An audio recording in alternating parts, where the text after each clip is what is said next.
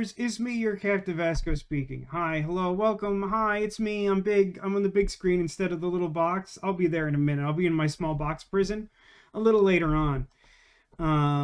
Just chatting with Demolition here in chat about the status of wildfires and air quality, hashtag dating this live stream. It is Friday, July 17th, 2026. And like, yeah, I don't know.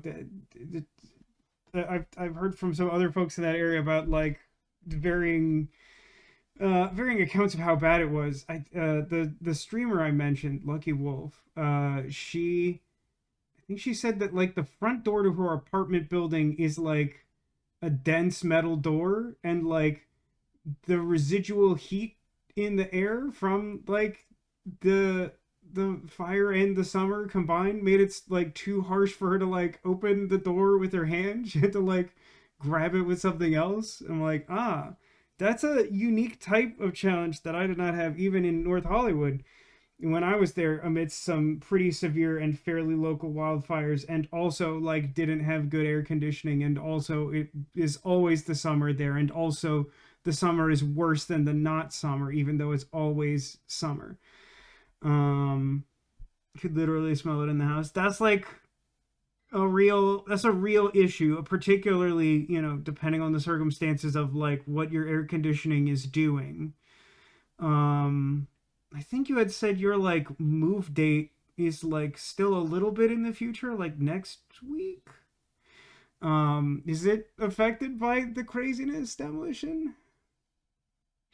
Like, hopefully it doesn't cause you any significant inconvenience. The live train's still going.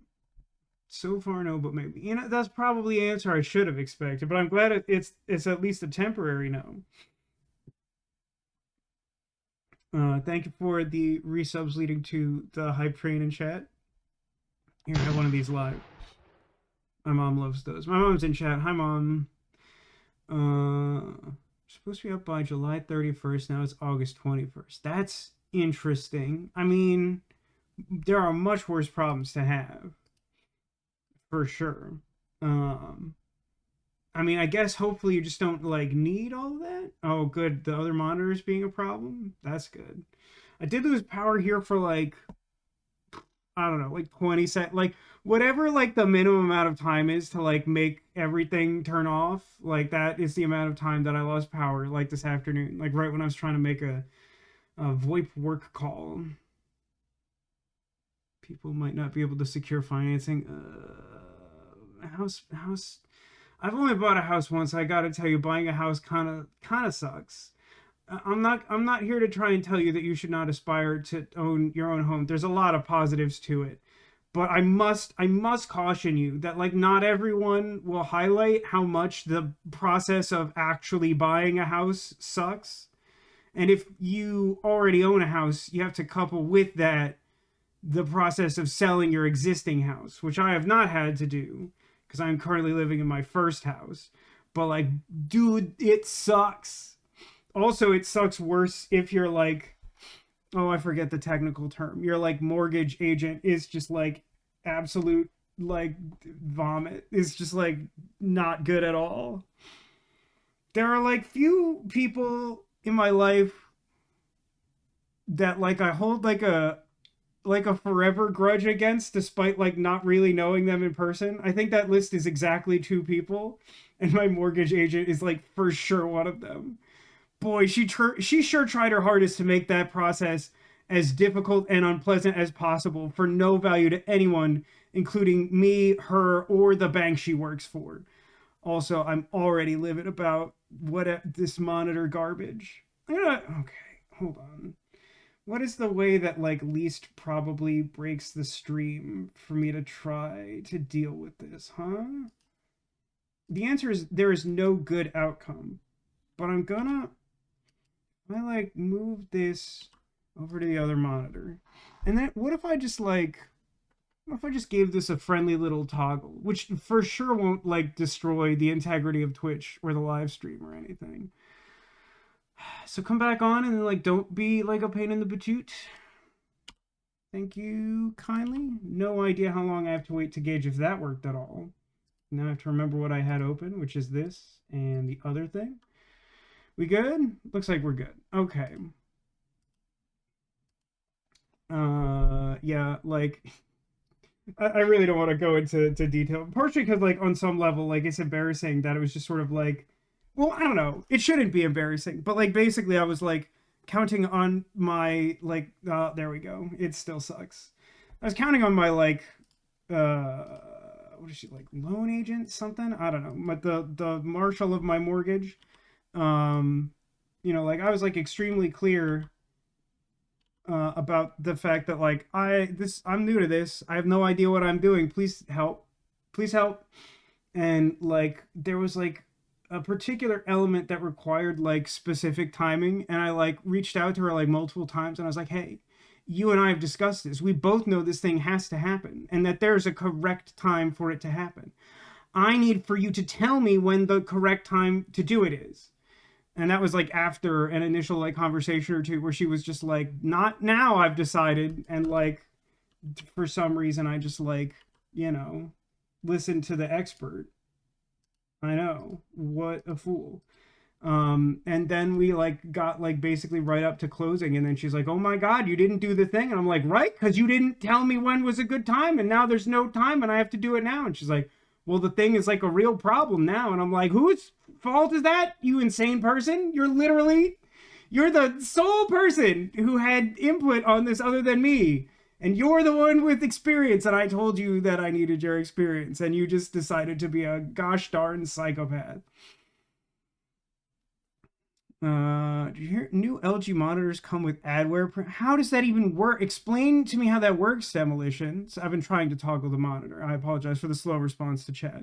Chat's been up and down on my screen here. But like, how does that even? Does the monitor require like an always on connection, like an awful like EA game or something, and then like that just feeds ads directly to you?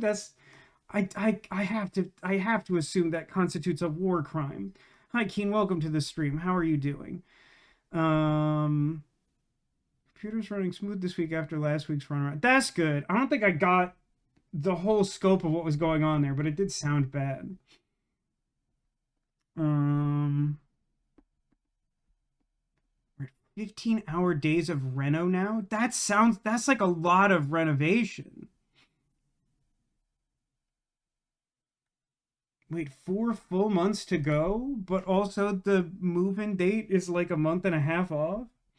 I don't want to press you for like personal information, but like that math sounds subpar, and I'm sorry for the implications of that.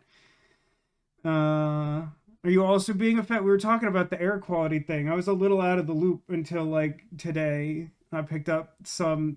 God, I hate.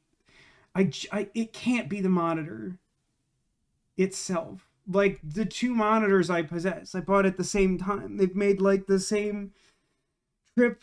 They've been used like almost an identical amount. I don't know why the one like blinks like a strobe light on days when I get like stressed. I promise you it's the monitor and not me. You can even see in the playback that it's like doing that. And it has it worse than you. I mean, that doesn't mean that it doesn't suck where you're at. Hey, listen, if there's one thing that Vasco the Gamer wants you to understand, is that your problems are real and they matter, and so do you. Which is kind of two thoughts, but they're interrelated. So just accept it as fact, please. Glad it's Friday. Me too. I ate too much cheesecake, for sure. I'm just going to read this headline in this article. Companies are now using automatic Windows installers to display adware through the Microsoft Store when you install new hardware. That's, oh god, that's just horrible. That's just awful. URL massacre. It is funny, right, that like in the year of our Lord 2026, like these URLs still exist. Like we've had like bit.ly for like god knows how long, and yet the default is still like this like Amazon SEO nightmare. Well, I guess we'll just hope that um the the spirit of good sportsmanship will carry us through the monitored strobe until I throw a fit about that instead of the video game, huh? Speaking of, I didn't really prepare much of a monologue because, like, to be honest, it's been a fine week. I'll summarize my week thusly: it's just that, like, this is like the first week in like probably close to 2 full months that like work hasn't provided like several disastrously frustrating ongoing issues that like simply cannot be resolved by one person's determination and moxie. And so like I've been dealing with that like for just so much of this year has just been like this nightmare of like interdepartmental crap that like I'm the only person taking seriously and like nothing is getting done, and yet like somehow all of it still like creates more problems for solely me and nobody else. But then like, you know, these like reports come through and they're like, okay, Vasco, like what's going on here? And I'm like, as I've updated you on like 15 consecutive days, nothing has changed and no one has helped, even though we all know that it is beyond my capability to enforce anything, because that's not how our department works. And this, like, honest to God, like, not even exaggerating, like there have been like some super low grade issues along those lines this week, but like this is the first time that like my entire week has not been dictated like fully by those shenanigans since like probably like April, in all honesty, and like not the entirety of April, like a week in April or something like that. And what that means is that I've been trying to take the opportunity to get caught up, because like all of that like meandering nonsense has like really slowed the pace of me like getting stuff done that I want to get done at work. And I'm like pretty behind for reasons that I cannot influence or control. But like now that I finally have the opportunity to try and catch up, I'm trying. But like then I'm pushing myself really hard because I know I have no way to verify how much time I have before things get bad again. So like I've been burning the candle a little bit at both ends, trying to like neutralize the work situation. Oh, I can't. The monitor is so upsetting to me. Hold on. I'm gonna mess with this like one. I mess with this like one more time, and I know like for certain this is going to cause an issue. I know better than to do this. I simply do. Is there a way? I mean, we've ruled out the HDMI cable from like months ago when this like first started doing this, and I replaced it like basically as I was going live, and it worked for like a day, and then like the next day it was like being annoying, and I just tried to ignore it, and it kind of went away. Um, what's the safe way to do this while being live? It'd probably be like get the displays to mirror and then disconnect. I don't know. That probably crashes everything still too, huh? Hmm. Well, what's the worst that happens? I restart the stream? I mean, probably. How are you doing, chat?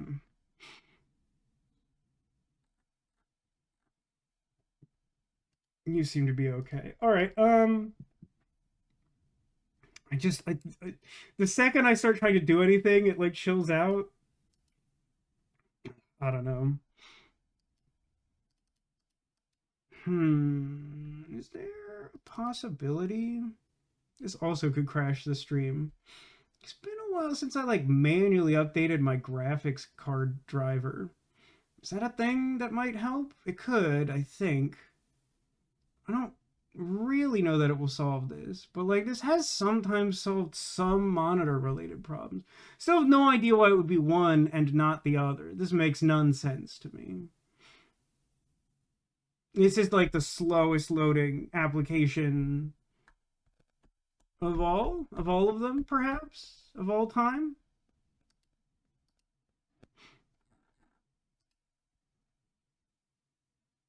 Like they're wearing the newest escape room shirt. I do too. It has I can't currently see the playback, so I'm just gonna take on faith that that's somewhat near camera. It's got like secret Squirtle vibes, which isn't really a coincidence because like He's got the sort of like cliche spy trench coat look that was like the foundation of the secret Squirtle commission emote originally. Okay, so I started the GeForce app and it's immediately installing something, which is like arguably good. I think that's the outcome I want. I don't have any way of knowing whether this will resolve my problem, and it's a terrible use of resources. But it wasn't, well, I don't know. I wasn't really using the computer much. Well, that's not true. I mean, I had it on for like 2 hours before the stream, and like second monitor wasn't like freaking out at all. So like it's not like I was just ignoring it. It only started like when I went live, which like maybe is an indication of like some underlying problem. I don't know. The computer's been giving me a lot of trouble this year, more than it used to. Not like a huge amount, but definitely enough to like annoy me. And you know, I've grumbled a little bit about trying to replace. I honestly have no idea how much it would take.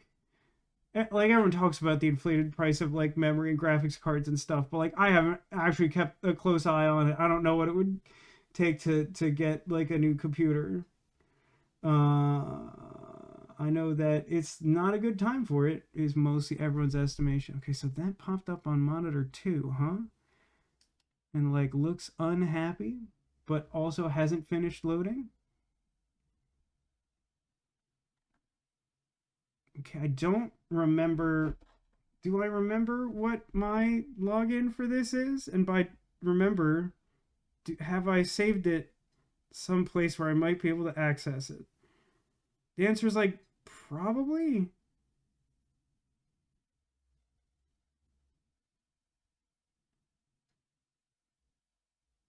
Okay. Do I know the username though?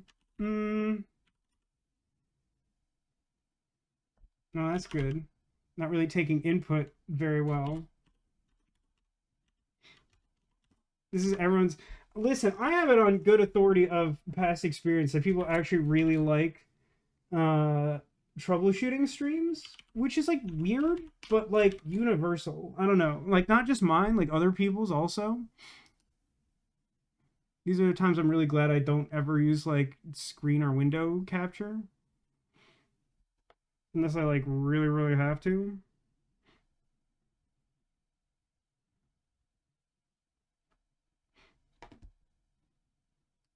Don't add steps to my Halloween process right now. What is this? What is this? First off, every website ever stop trying to generate extra cookies. Stop doing it. Also, don't open like an entire web page to like tell me what's new. Just stop it.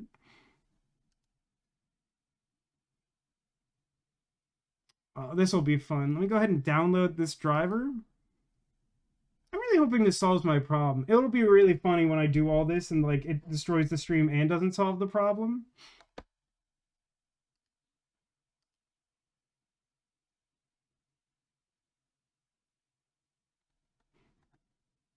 Set of RAM which cost 100 last year cost 400. Same with SSD and G code.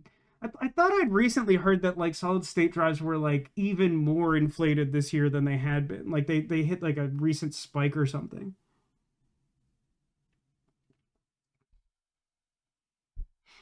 Keen says that's why my work computer and personal laptop are different OSs. I can leave one set of problems behind when I change locations.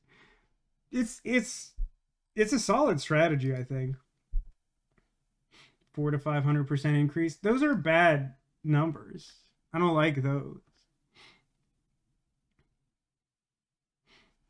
Well, I mean, to be honest, if I had more mental fortitude, I could probably like not do this on stream. But like, for the love of God, like, it's at its worst, it really is just like borderline strobe light of like game black, game black, game black, game black, game black, and it over the course of hours, it's highly tedious. I've only done it like once that it was like doing that, but it was like the same circumstances as right now.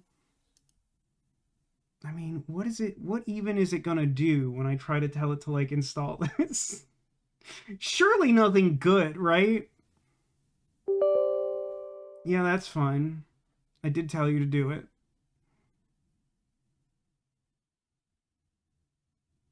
I'm not sure that I would mind auto update on the GPU driver.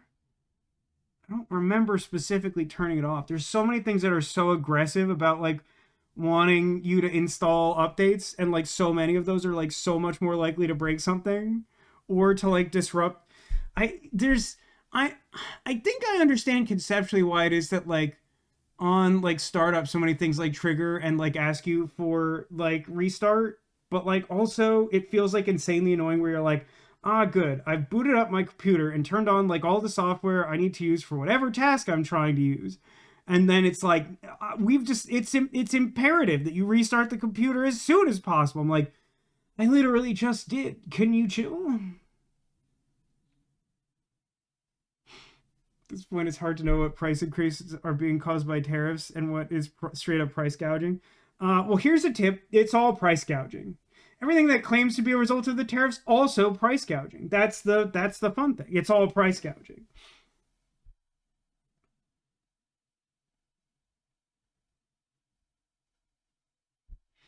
I saw a post like the other day where apparently like Target is pushing some new like premium like membership service. I think it's like $100 a year.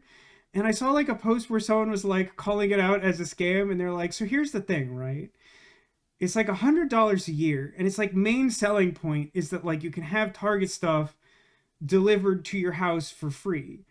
But like it requires you to like give a tip to your driver, and like your driver will just like refuse to send it if you don't tip them, because like instead of like paying like a labor force to deal with this, they're like tapping into like a gig economy style, like Uber driver or like DoorDash style thing. But so like then it becomes a situation where like you're paying to pay for shipping. So like what is going on there, do you think?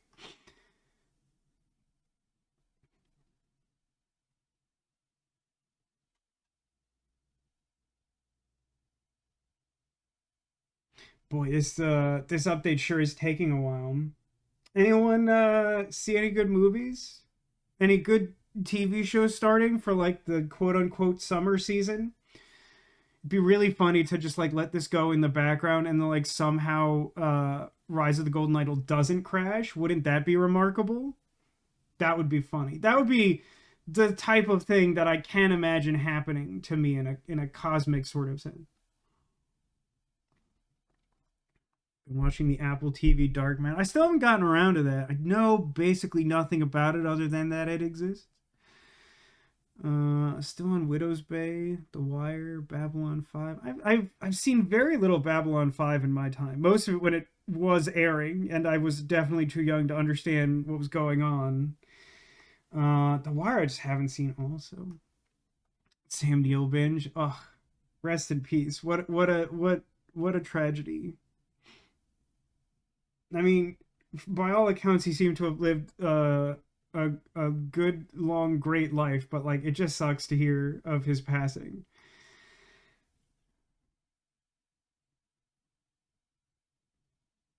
Daybreakers in Possession. I don't think I know either of those movies. He's done like quite a lot, and I have a tendency not to dedicate time to movies unless I randomly find them while scrolling through some accessible service, and it helps if they're garbage things that pretend to be like, you know, Zero Escape style dead games or whatever.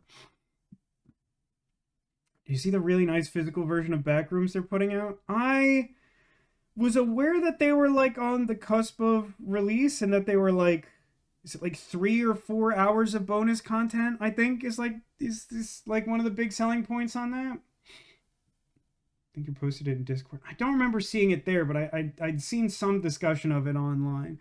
I also saw that A24 was like trying to issue like copyright claims through YouTube to like people who made like backrooms like related lore and content that like predates the movie and like has nothing to do with their intellectual property. Not just YouTube, but I mean, I mostly heard of it in the context of YouTube because what's his face, the director, Kane Parsons? Am I making one of those names up? It's Kane something or something Kane.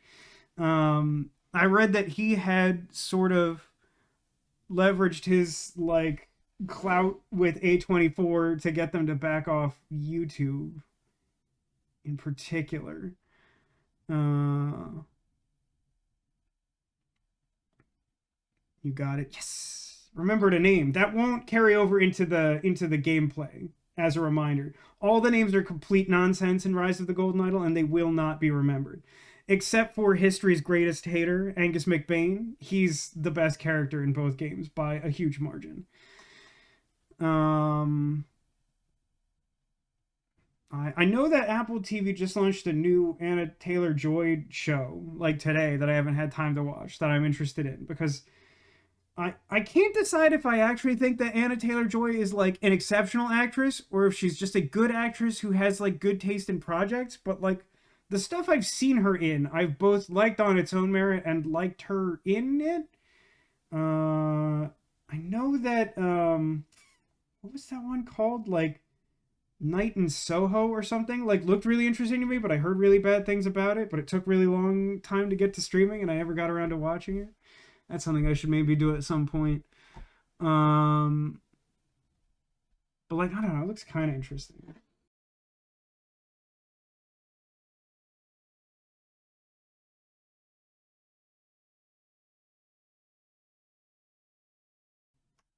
Ahoy, landlubbers! It's me, your Captain Vasco speaking. Do not adjust your set, but do refresh the chat if you're here live. So I was having some monitor issues, and I was vamping for time, and basically what happened is I decided maybe if I update my graphics card driver while I'm live on Twitch, that will resolve my problem and not explode in my face. It may have resolved the problem. It's a little hard to tell, but it did explode in my face. It caused the game Rise of the Golden Idol to crash, although that's not that hard if we're being honest. Caused my webcam software to crash. Really did a number on OBS, so I don't know if any of the footage from the previous like 20 to 30 minutes is salvageable. But here's the rundown. Air quality index in parts of America is big frown. Members in chat who are affected seem okay, but my mom themed hug emojis go out to you. Also, everything is too darn expensive and everything is a scam. And I don't know, I'm interested to watch that new Anna Taylor-Joy show on Apple TV Plus, because so far I've liked most of the things I've seen her in. I think that broadly covers everything. Did I forget anything that we categorically discussed in that amount of time? Are we up to speed? I'm going to say yes. I'm going to say we're good. So let's do the la. Audio back up. This button. Hey, pretty functional. That's good. Let's go to DLC. So here's where we're at. We're playing Rise of the Golden Idol. This shouldn't be a surprise to anyone who's in chat, because I know you all, and I know you've been here. We're on the DLC of this video game. It's the sequel to Case of the Golden Idol. My very brief recap on the history of the series is that Case of the Golden Idol feels very simple, elegant, and innovative, and does some really interesting things in narrative gameplay. Rise of the Golden Idol makes me mad and want to do crimes, because it just like didn't take any of the correct lessons away from the first game and thinks that the pinnacle of puzzle solving is blanks and not giving you information, which is not true in my opinion. We have completed the Sins of New Wells, which I thought was like kind of okay. Didn't love it, didn't completely hate it. We finished the Lemurian Phoenix last week. Did hate it. Hated it a big amount. Hated it so much that I devoted like a 10-minute TED Talk to how much I hated just what it considered its big, final, thrilling conclusion. And everyone clapped. Everyone enjoyed it very much. Then we started the Age of Restraint. The deal with this one, that's where we're at now, and we're working our way towards the last one, which we're really hoping is pirate themed. So this time around, we first started with like a glimpse of like a family farm where some people were violating the laws of the Age of Restraint, and like we're using like basically illegally modified technology to advance their farm work. And it involved like a family business. I don't know if those characters will come back. They didn't really seem relevant when we headed into the second case, which sort of intersected a higher level of government authority where like people on high who would have like directed the raid and investigation that resulted from someone dying in an accident with illegally upgraded technology. Someone had used some of the technology from that incident and like taken it out of the like high security vault to like frame one of their co-workers for doing like illegal technology crimes. We don't really know his motive, which I'm going to say is a red flag, because in Rise of the Golden Idol, that usually means that the video game thinks it's about to do something clever by like heavily misdirecting you and then like leaving an enormous gap between what it's provided you and where it wants you to go. And then it will try to make you feel foolish for not like basically reading their minds through time and space when they just like make up some real malarkey. All that being said, I feel like that's about as much as I can summarize with you without risking further crash of the video game. So let's talk to this discount Star Wars droid. What do you think that's called? A Drod? A Roboid? The Sentience Gambit. A daring mission goes awry. That could mean anything in this universe. By the way, sorry for the weird abrupt start if I'm unable to salvage the YouTube VOD footage, but just want to say happy to have folks join me for this. I hope you're finding some entertainment in like whatever is going on in this game and whatever I'm subjecting myself and you all to. But it means a lot that you're here, and I'm happy to have you. Basically, they've recreated the classic 1980-1990s adventure game trope. Yes, to some extent, I think that's valid. And, like, I think, Keen, you are also, like, a classic adventure game enjoyer. So, like, I think you understand that, like, while those games are good and fun, that's, like, the worst part of them. But I think what's even more egregious about particularly Rise of the Golden Idol, especially in comparison to Case of the Golden Idol, is that, like, Case of the Golden Idol is very careful to avoid that as often as possible. Whereas, like, Rise of the Golden Idol, the game we're playing now, relishes in it. It wants to be doing it as much as it can manage, and, like, make it as annoying as humanly possible. Yes, the moon logic, exactly, as it has come to be known. So here's the big crab spaceship again. I'm gonna ignore everything outside and look at the crab ship. Oh my god, it's like XCOM in there. Do you see all this? Do you see everything happening on this screen? Good grief. What a wonderful place to start. I'm like, let me click at this desk. And they're like, I don't know, it's a futuristic dream catcher. Good luck, idiot. Okay, this guy seems to have been shot by the color neon, as if he was playing Infamous Second Son. The weird thing is, like, we saw, like, part of the inside of the saucer, and it was handled very differently in, like, the previous scene, the one we did at the end of last Saturday's stream. The man is not... There's something that continues to be really funny to me about this in this game. Like, I feel like in Case of the Golden Idol, they didn't normally give you, like, a rundown of, like, their physical condition. I might be misremembering at this point. But, like, it didn't feel as goofy as in this game, where they show, like, the deadest guy you've ever seen, and they're like, this guy isn't breathing. It's like, thanks. It does look like his gun is at half charge, or, like, I don't know, maybe it's like a Geiger counter, or maybe it's like a pink starfish counter. Ooh, by the way, talking of TV, anyone watching X-Men 97? It's back, and it's still really good. This week's was like kind of okay in my opinion. For like, it had a really cool idea that they just decided they wanted to hand wave as much as possible, so it's a little less excited about it when we got to it. But like, it's still I really like it. It's really good. Almost thought that was one of the aliens from Stargate. Oh, I totally see it. The Goa'uld with the. Listen, I'm like woefully like I got into Stargate SG-1 like kind of late. The Goa'uld are the same aliens from the Stargate movie, but it's also been a while since I watched that, and I don't think they did like a super deep dive on the culture in the movie. They were just kind of like aliens with like different goals or whatever. The clown is weird. The clown is weird, Jakey. Also, welcome. Hello. How are you? Okay, let's look around. Is this guy also not... No, this guy... Hey, I'm not looking at any of the text, but I'm calling it now. I think this guy's breathing. They're alien Egyptians. I mean, they are, but, like, they're a specific type of alien. I think they're the same alien that, like, the Stargate SG-1 series continued to, like, battle against for a long time, which would make them the Goa'ulds. Which are, they're like a little Yerk-y from Animorphs, like a little bit.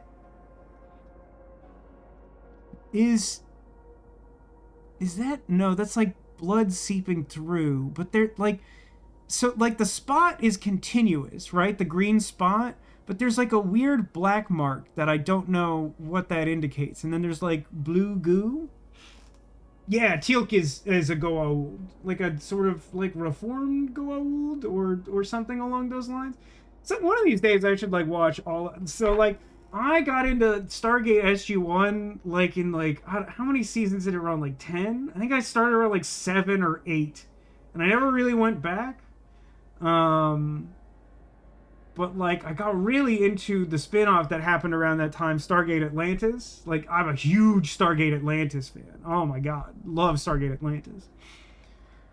Looks like a hole straight through the leg. I mean, it could be. It looks like... I don't know. It looks like something weird's going on. The guy who plays EMH is in Stargate. I mean, like all the sci-fi people are in Stargate. Bill Nye is in Stargate Atlantis. Gates McFadden is in... a couple episodes of X-Men 97, and I felt like insane. I'm like, that can't be Gates McFadden, right? And then like I checked the credits, and it like definitely was. And then like the next episode had Michael Dorn in it, and I was like, somehow that surprises me. I mean, I guess the thing is like, I'm used to Michael Dorn doing voice acting. He did like major recurring characters and like Gargoyles and like a couple other things. But, like, I don't remember Gates McFadden being part of that same circle with, like, Jonathan Frakes and, why am I blanking on? Marina Sirtis. And even, like, Brent Spiner played, like, Puck, didn't he, in Gargoyles? Like, people joke that, like, half the cast of Gargoyles is just, like, Star Trek The Next Generation when they're on, like, break from, you know, the Star Trek set. Anyway, ARG, my leg hurts so much. Oh, that's right. Everyone has the, what were they called? The, like, veritizers or something? They have these, like, headbands that, like, they're green if you're telling the truth and they're pink if you're lying. So this guy, like, clearly shot himself. I don't know why people lie when they have lie detector, like, magic lie detectors on their heads. Okay, he had a note on him. Once you and Mr. Blue are inside, grab the first, air quotes, key from under the bed. It was prepared yesterday, so it should be good to go.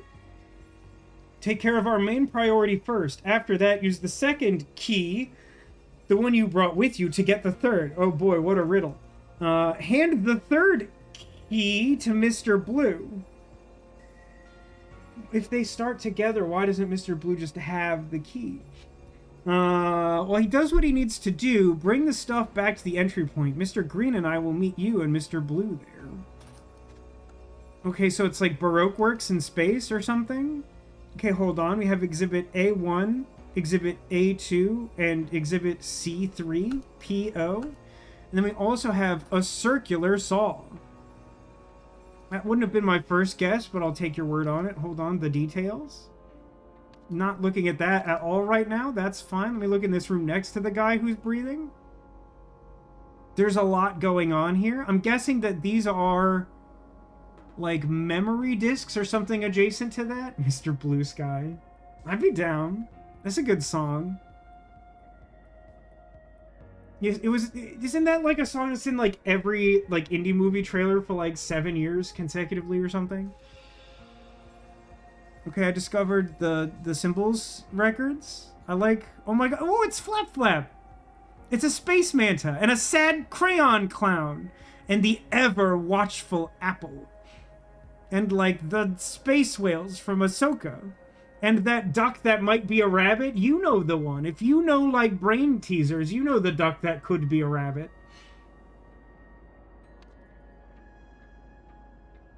I'm sure there's something very important to be gleaned from this weird radar screen. Such as this path. Oh, there's a lot going on here, surprisingly. That's true. Jason Momoa was Ronan. I don't remember how to spell that. That's probably correct. I at least know who you're talking about. I don't know why it occurs to me like I don't know how to spell that sci-fi character name. He was really good as that character. I don't know. I don't necessarily know that I think he has like a lot of depth as an actor, but I think he does a really good job with that character archetype for sure. They didn't write a lot for Ronan to do in Atlantis, unfortunately. But he was good when they used him. That was Jason's big breakout role. It was. Ooh, good work on the 3-stream streak, Jakey. Thank you for watching. Back for a bit with salad. That's such an interesting sentence. Not like with a bit of salad, but like for the duration of a small amount of salad, I am back. That's interesting. No face base though. No, it's true. I only have one of the many famous optical illusions. I also don't have like the young woman who's also an old woman.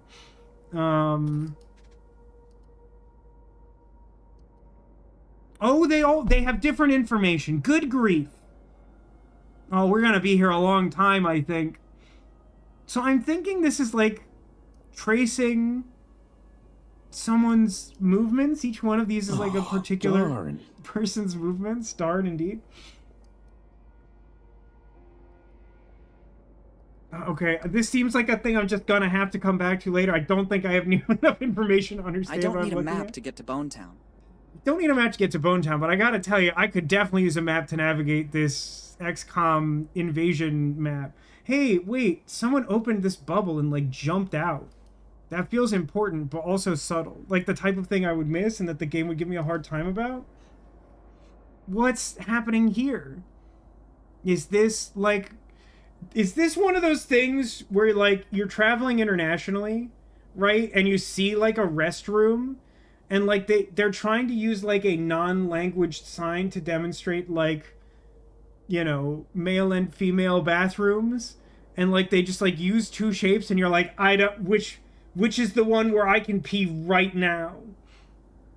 Worth noting that this one is using like the modified sleeve, the illegal like technology connector, and this one is using the sanctioned one, and this one is plugged into nothing, and this one is plugged into something that looks remarkably like Exhibit C3, which I guess is like a veritizer or whatever. I would not expect those bubbles to open. Me neither, which is why I pointed it out as soon as I noticed it, because if I mention it, there's a slight chance I'll remember it later. Now, I'm thinking, like, with this dot and the weird shapes that maybe this is, like, idol-related? Antenna. Veridol. The thing's called a veridola. So... okay, so those things that look like they were related to memories have the memory symbol on them. But if they're not moving? Yeah, if they're not moving, they turn gray. And if they're gray, you can lie and it doesn't, like, indicate it? That's mildly interesting and kind of confusing. And then we have this. Squares have 4 sides. Triangles have 3 sides. Combined, that's not a lie. Triangles have 5 sides. Squares have 4 sides. That's a lot. We're doing a Boolean operation is what we're doing. Triangles have 5 sides, not circle true. Not circle true. Well, it's not. No, I guess it's simply not. This represents and, right? Because if either one is false, it's false. No, what? It's kind of contextual, right? I guess. I don't know. We'll figure this. There's a lot of things to figure out later and nothing to do right now. Isn't that exciting? Oh, hey, it's those weird servant robots that are unsettling to behold. Scanning area, scanning area, scanning area. Do you like this boxing robot in the background? I've never seen the movie Real Steel, but I know it's basically an episode of The Twilight Zone that I'm familiar with, so, like, I assume that this is the movie Real Steel.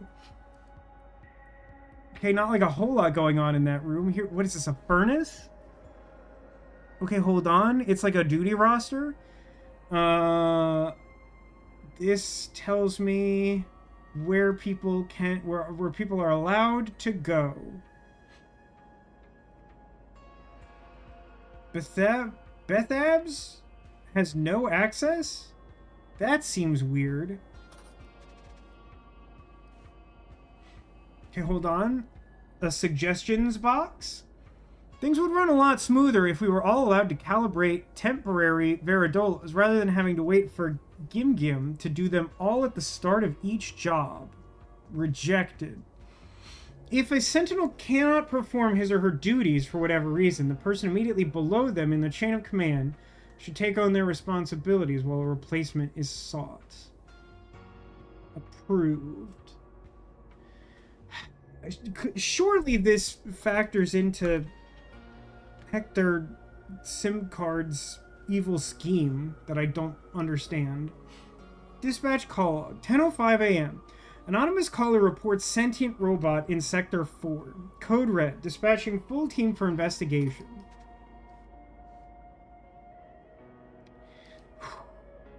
Oh, it's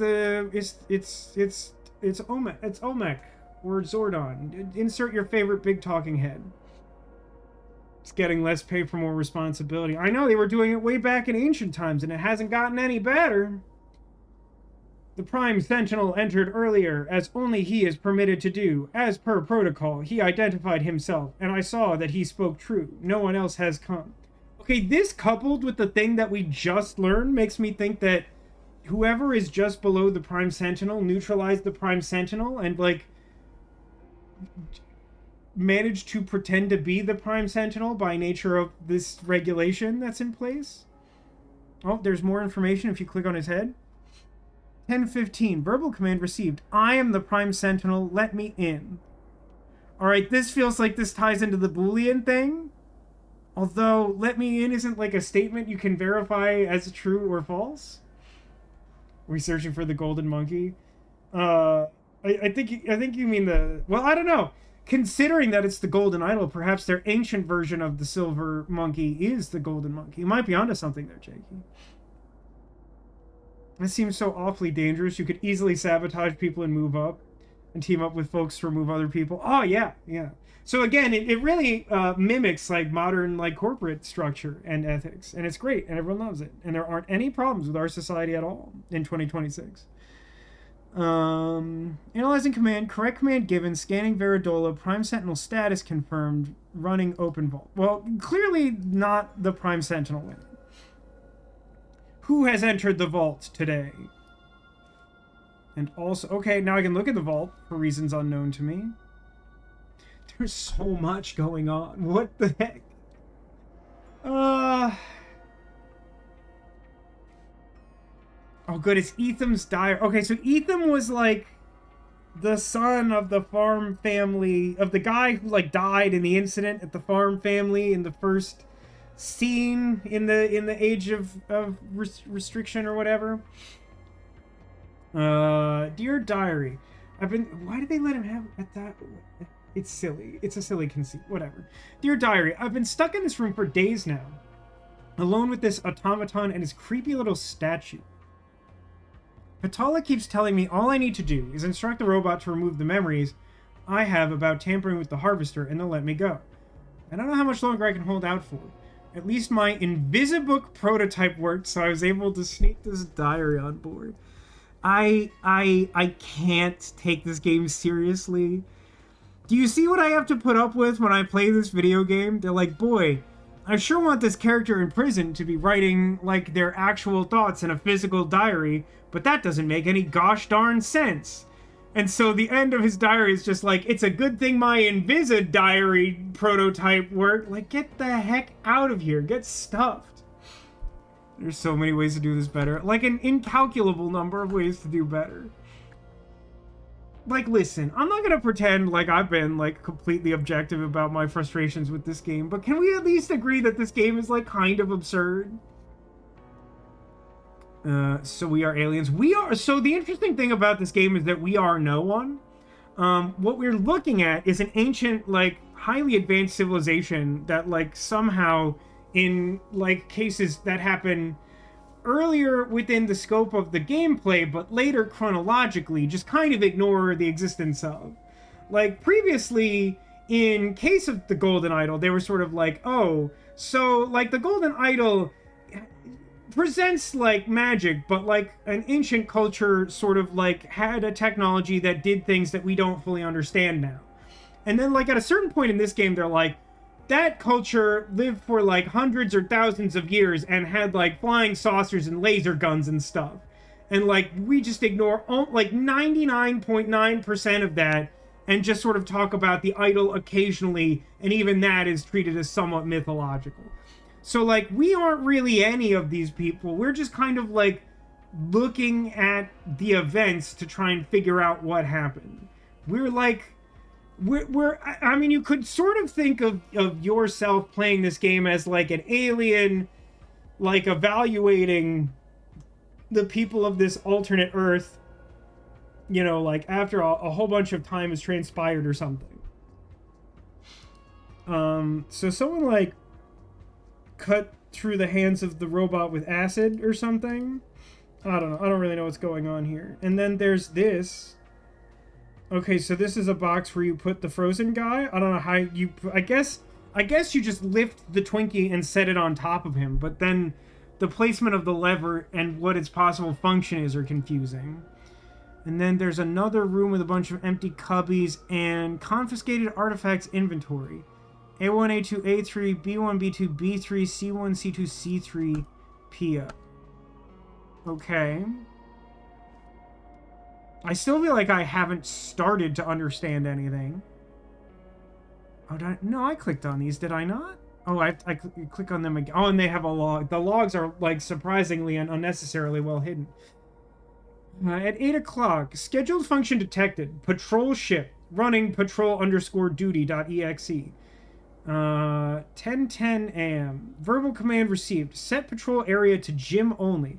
Checking speaker status. Scanning Veridola. Sentinel access confirmed. Running patrol duty gym.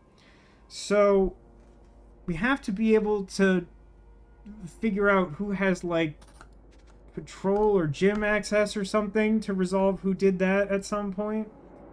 Okay, now we're back outside where we started. I think this is Patala. Ha! I don't believe you. Parentheses truth. Admit you're just a low-life prankster talking to us through a transmitter, which you have connected to the robot's speaker. Child, don't be so naive. Isn't that exactly what a sentient robot would want us to believe? Let us continue our investigation. How dare you? I am a sentient, conscious being just like you with all the same rights. Okay, the sentient robot is not breathing as far as I know. Just putting that out there. Here's another one of those robots. They absolutely blasted someone. They just dusted them to bits. Death to all humans, death to all humans, death to all humans. Hey, baby, want to kill all humans with me? 10:15. Verbal command received. Take this Vaporon and repeat the phrase death to all humans. Checking speaker status, scanning Veridola, Sentinel status confirmed, running hold object, parentheses, Vaporon, running say, quote, death to all humans, repeat. A program I can get behind. I'm down with it. And then another robot 5 minutes later at 10:20. Verbal command received. Show today's command log. Checking speaker status. Scanning Veridola. Sentinel status cannot be confirmed. Ignoring verbal command. That's weird.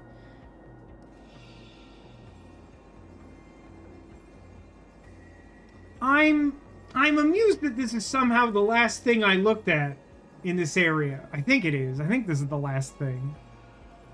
It's a lot to take in, to be honest with you. It definitely looks like some patio furniture got stuck to their escape UFO. Oh my god, he's holding an honest-to-God golden idol. Can you believe it? Good grief. I only need to know one of their real names. That's cool. Look at this guy. He's got an actual golden idol, of which there's been like half of one in this entire video game. And it is running decrease objects memories. So he took that from the prison then. Once inside the ship, stay out of sight for a while Mr. Red plays his part. When he's ready, he'll bring you the key you need. Don't mess with its controls, they'll be as you need them. Okay, so the idol is definitely one of the keys. Ahoy Cotillion, yes, we're still playing this. We got sidetracked last weekend when I had to do a whole 10-minute diatribe about how absolutely garbage one of the cases was. And I missed it, but someone said birthday.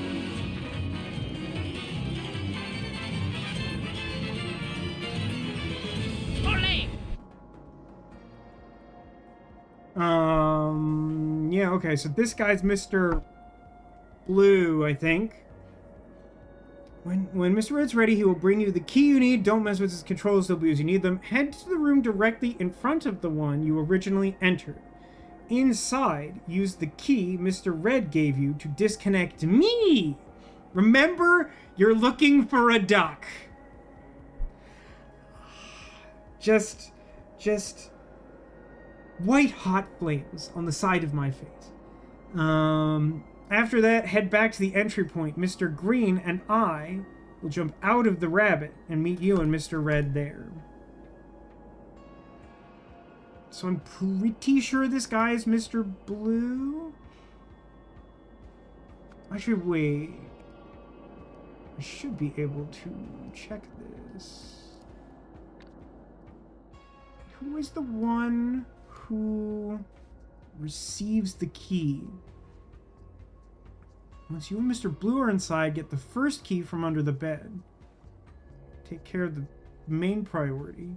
Then use the second key to get the third.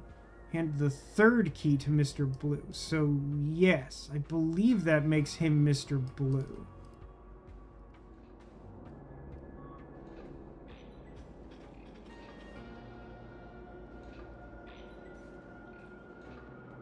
Brother. Come on with this. B1, B3, B2, C1, C2, A3. I don't know or care what to make of that. A mounted 4-barreled gun. Well, I'm glad you told me that, because it sure doesn't look like 1, or 2, or 4. What happened in there? Where's Mr. Red? Oh, that's great information. We only need space for 4 of us. Little Chirper will work remotely. Once Little Chirper and I have cleared the path for you, I will signal you. On my signal, head straight to the entry point. After that, stay out of sight for a while. When I give you the signal, collect me from the prearranged spot. From there, we will head back to the entry point to collect Mr. Red and Mr. Blue. So Mr. Red is the jerk who schemed already.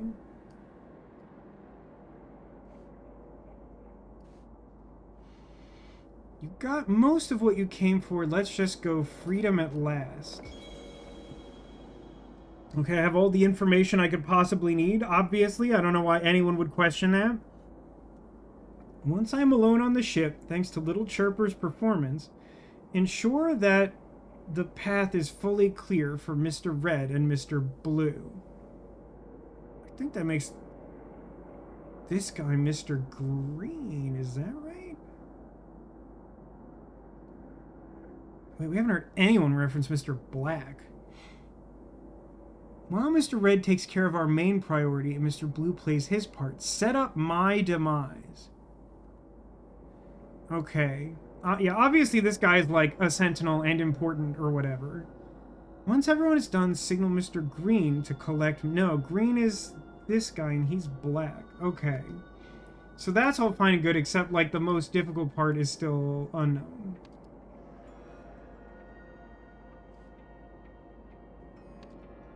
Details. Entry point. Brother... I mean, entry point is window, from what I can tell, right? Because we talked about this. This seems to be the entry point. I think priority 1 is killing this guy. I'm pretty sure this guy is, like, Sentinel Prime or whatever. So obviously they needed him to be dead for someone else to gain access to the vault. So they could steal all the stuff for reasons. For plot-related reasons. So entry point is window. First key... I mean, the third key is the golden idol. Main priority is Morn da Silva. Robot's victim. Robot's victim? That feels like that's entangled with a red herring. Alright, I've immediately lost any sense of, like, what I should... By the way, does it feel ominous to anyone else that, like, the government of this society is, like, a big floating doom spaceship? This feels very, like, unironically Zardoz in a concerning way. Where is the...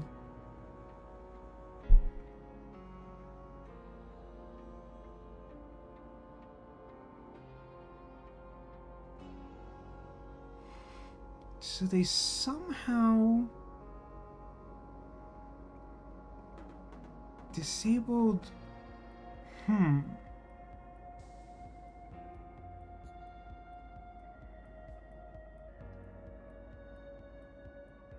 So just to be clear, this is Hecko, right? Or is it? I mean, he doesn't have the facial hair. Is Hecko like the mastermind then? This whole society seems odd. It sure does. 10:05 a.m. Anonymous caller reports sentient robot in Sector 4. Dispatching full team.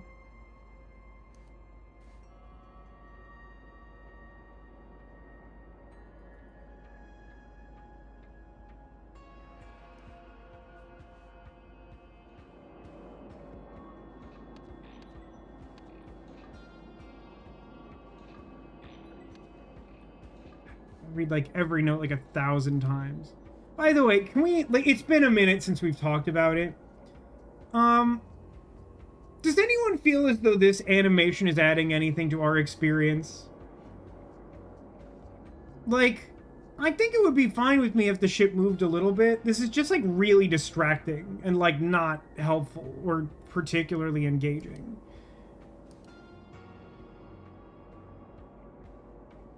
Boy, I sure wish I could look at, like, all of these notes in a stack, huh? Wouldn't it be neat if you could just, like, have the notes? Wouldn't that be kind of cool? Once inside the ship, stay out of sight for a while Mr. Red plays his part. When he's ready, he'll bring you the key you need. Don't mess with his controls, they'll be as you need them. Head to the room directly in front of the one you originally entered. Inside, use the key to disconnect me. Remember, you're looking for a duck. So...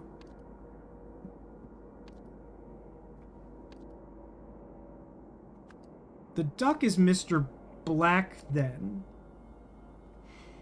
What exactly that means, I don't currently know. I'm not totally clear on the key situation. It's in keeping with the wobbly face graphics that they sometimes use. I mean, yeah, but like, the wobbly faces, like, aren't good, but, like, this feels, like, actively bad to me. Like, to me, this is, like, another level beyond. To the room directly in front of the one you originally entered. Use the key Red gave you. So if we look at that room directly in front,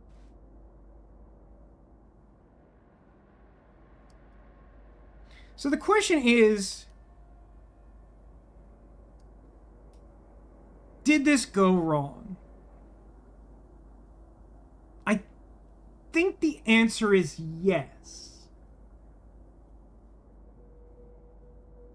Like, what's happened here is that I think we are legitimately tapping into the, like, rabbit that is sometimes a duck, right? You're supposed to look for the duck, and if you look at this upside down, it looks like a cartoon duck with, like, angry eyes. It looks like a poor man's Donald Duck with angry eyebrows, right? And so, like, we were supposed to disconnect this one, I think, and instead disconnected this, which I believe is how we ended up here with, like, this guy who was part of the plan getting, like, I don't know, attacked or neutralized or something. Like, I think the idea is if he had been removed, then, like, he shouldn't register anything on his Veridola. And your instructions say, when you and Blue are inside, grab the first key from under the bed. It was prepared yesterday, so it should be good to go. Then kill the guy. Then use the second key you brought with you to get the third. So that means that the second key is this thing with the neon green blade that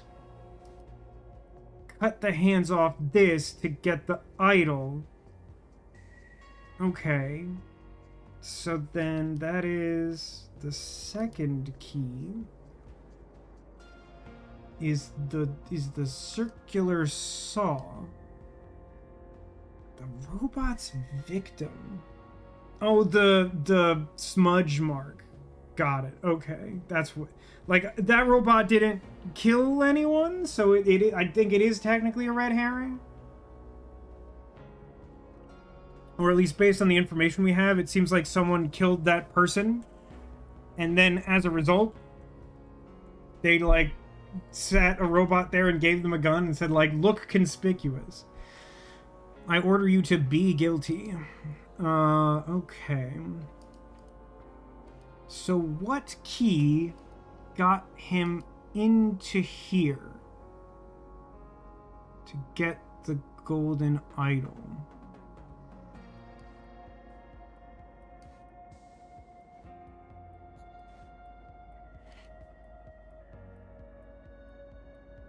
Prime Sentinel, let me in. Correct command given. Scanning Veridola.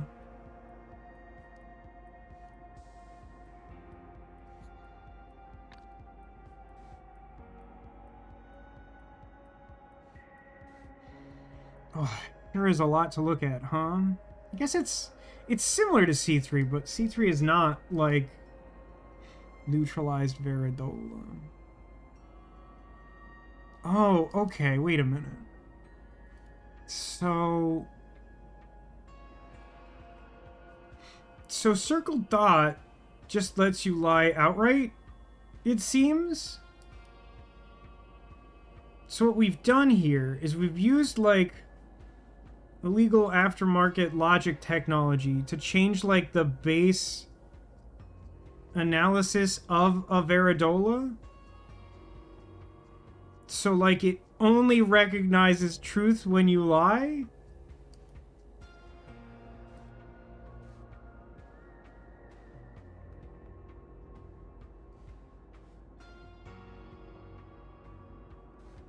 And it only displays lie when you're telling the truth? Yeah, I think it's just, like, complete inverse. So this guy is in pain because the plan went wrong. But who shot him?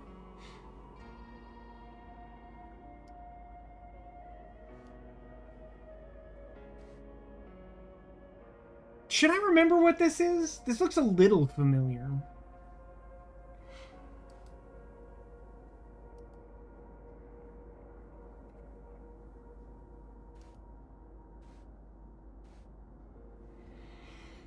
Patrol ship at 8. Starting at 10:10. Set patrol area to gym only. Signal status confirmed. Got it. So the room they're in is the gym. So someone told them to come here and they're all just in here, flailing around ineffectually. It seems really difficult to me to be able to figure this out. Like, I don't know what information I have to make sense. Oh no, that's not true. I can this.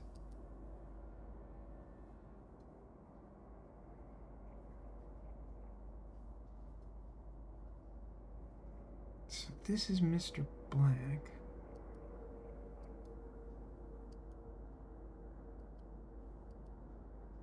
Doesn't one of these have to... Oh, hold on. Let me orient myself correctly. So this is down here, but it's to the right there. So if I want to find this guy, he'll be like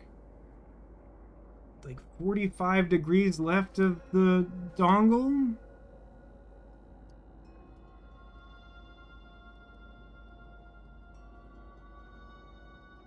Okay, still kind of feels like none of these is that.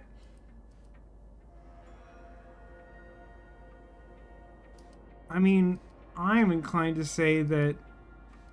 What's her name again? Daria?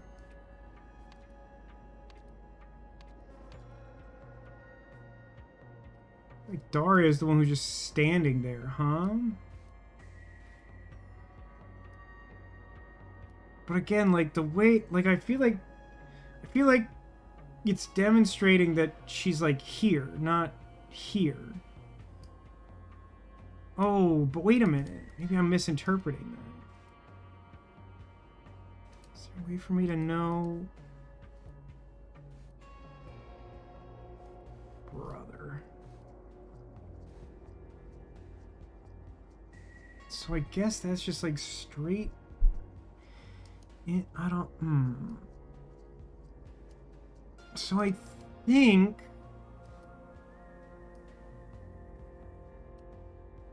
The space whale might be Gim Gim, because he's not moving, but he's like in the center area, which means like he's in the block of ice, I think. The snake started in area to the right. I guess like the gym or like their room, and then they just like headed straight out.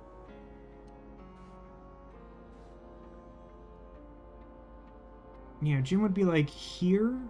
So this is just like a room, and then they just like pieced out through the down elevator. So I guess that tells me that that individual is like one of the ladies who's outside. One of them. I don't think I know anything about whose room is whose, which is which, other than like this guy who dead. Speaking of which... I covered one with the other. Started here, outside the ship, and came back in. Oh no, but like that's through the land. So this is Daria. This is Daria, because she's standing outside the front, and she went outside and she came back in. The apple is Daria. Oh my god, it's like the first thing I feel like I actually understand. It's taken... I don't want to look at the time. I don't. You can't make me. Daria. Okay. Okay.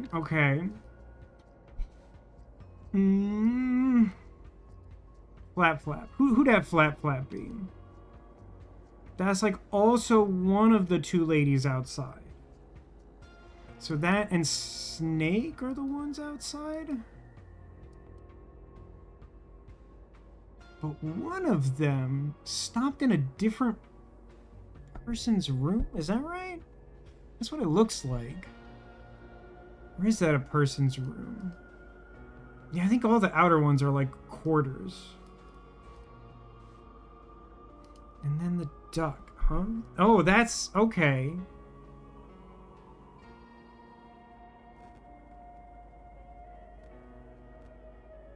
That's really peculiar.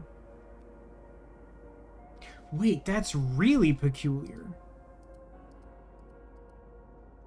So, Flap Flap and Donald Duck are in cahoots. But Donald Duck died. He got blasted. That kind of makes me think that Donald Duck is actually Hector, what's his face? Like, they decided to kill him because they disconnected the wrong person, but they needed Sentinel access? Is my interpretation of facts? But, like, someone stops in Donald Duck's quarters before he goes outside and gets exploded.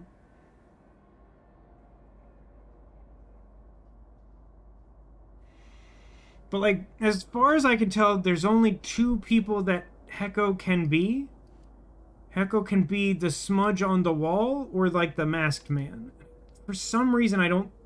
It feels too easy for it to be the masked man. I don't know.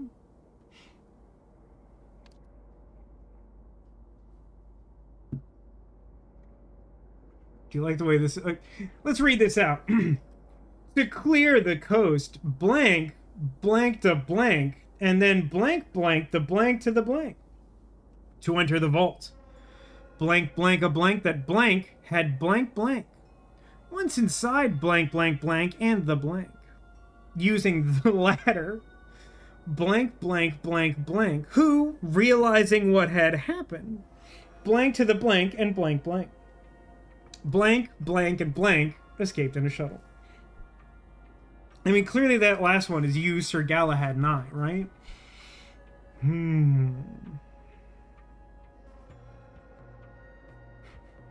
These are some really interesting adverbs, I guess.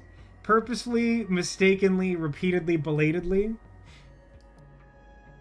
Needs more coconuts. It would certainly help with the getaway, wouldn't it? Brother. Blanked a blank. And then blanked blank. The blanked... God, the phrasing sucks. This one's... We're gonna be here a minute.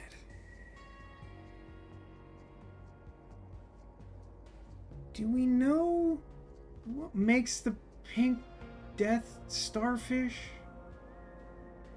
I feel like we've seen, like, intensely neon pink before, but I feel like it was just, like, a fruit. Like, it wasn't, like, a weapon.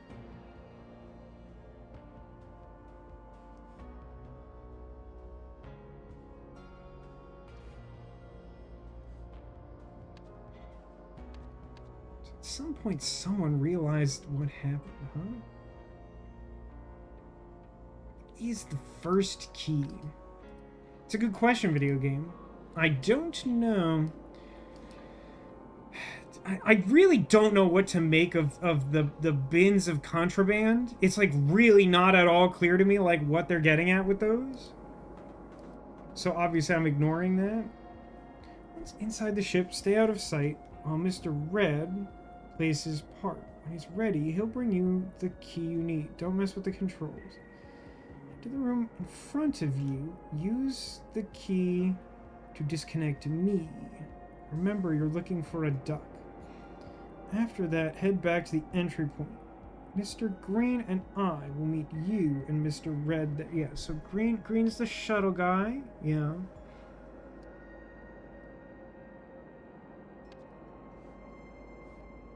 Okay. This guy's note. Once I am alone on the ship, thanks to Little Chirper's performance, ensure that the path is fully clear for Mr. Red and Mr. Blue.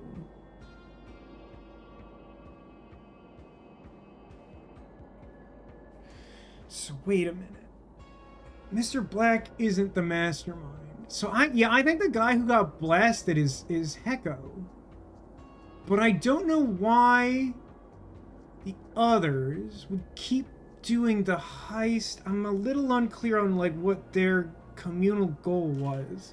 If they're not all just in service of him. If they would go to the trouble to kill him to keep doing the heist. Like, that seems weird. Mr. Red takes care of our main priority and Blue plays his part, set up my demise. Once everyone is done, signal Mr. Green to collect me at the prearranged spot.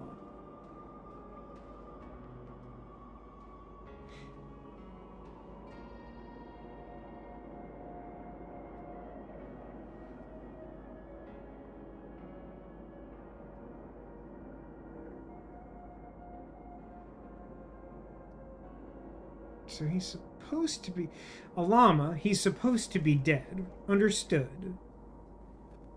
But was he supposed to be picked up outside? In your notes says something about how many people are in the car. We only need space for 4 of us. Little Chirper will work remotely. Once Little Chirper and I have cleared the path for you, I will signal you, and on my signal, head straight to the entry point. After that, stay out of sight for a while. When I give you the signal, collect me from the prearranged spot. From there, we will head back to the entry point to get red and blue. It feels like there's some useful detail I'm missing here.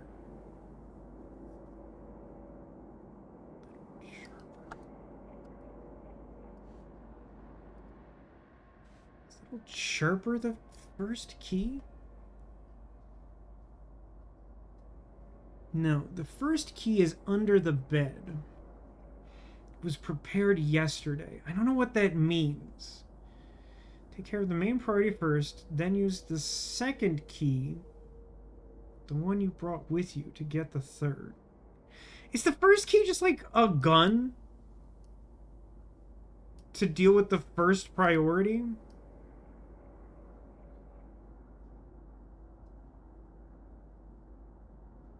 It seems plausible. So the third key is needed for this, and the second key is needed to get that. Yeah, maybe? Do I have gun? First key, no one. Thank you. I don't appear to have gun. It could be like... No, there's a name for it, right? Like the Vaporator? That's really not an option?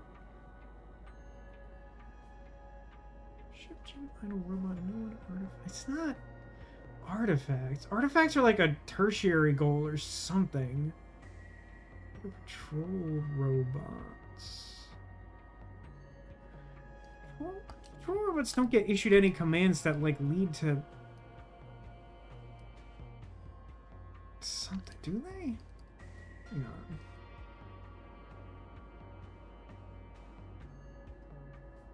But I mean, robots wouldn't be under the bed, right?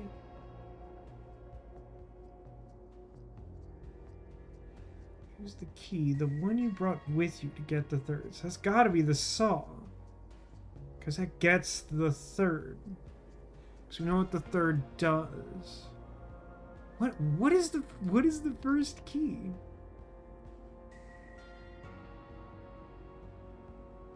Is the first key like... Oh yeah, you know what? It's probably the busted Veridola. This part of it just happened yesterday. I don't know how you would know that other than like process of elimination. But like it's not stated as part of their plan at any point. I don't think that they come in here to do this. So it must have been set up in advance. Hi Neko, welcome to the stream. I hope you are doing well. So I'm gonna say Veridola is the first key, and I think the robot's victim is Hecko Sift. Farts. Entry point, fairly certain that's window, as discussed.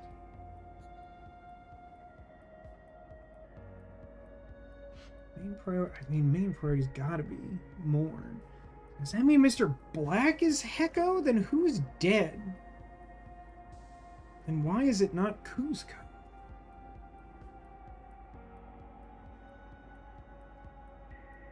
hold on. Morn Patala, Daria, Gimgin, Heko, Bethabs.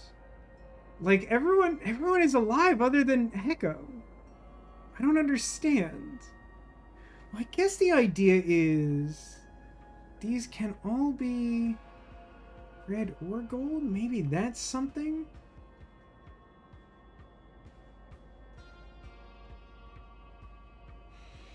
I mean, Sherper is important, but Sherper doesn't meet the description of any of the keys, I don't think. I also, by the nature of the fact that Sherper's supposed to do his part first, I don't think he could be the main priority. It's, like, technically feasible. He could be the robot's victim, but it doesn't seem like that makes very much sense to me. So, it's here. No, it's the other one. Verbal command received. Show today's command log. Checking speaker status. Scanning Veridola. Can't be confirmed. What is the significance of this? 10:20 is like after basically everything has gone down. It's the latest time I'm aware of in the timeline. So who, at that point, checks the robot? I guess that leads to the part that's like realizing what had happened, etc.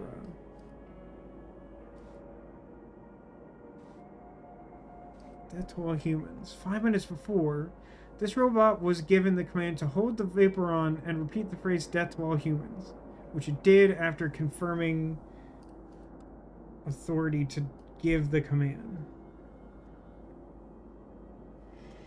Okay, let's fill in as many blanks as we can and go from there. So Neko, you've just joined us a moment ago, so let me catch you up to speed. I'm not going to recap everything in the scene because obviously that would be insane. You know how this works. But I will give you a rundown on what we're trying to solve. And that is, to clear the coast, blank, blank, a blank, and then blank, blank, the blank to the blank. To enter the vault, blank, blank, a blank, that blank had blank, blank. Once inside, blank, blank, blank, and the blank. Using the latter, blank, blank, blank, blank, who, realizing what had happened, blank to the blank and blank, blank. Finally, blank, blank, and blank escaped in the shuttle. Now, I know that you just joined us, as stated a moment ago, Neko, but I have a feeling that you already know exactly how to solve this puzzle.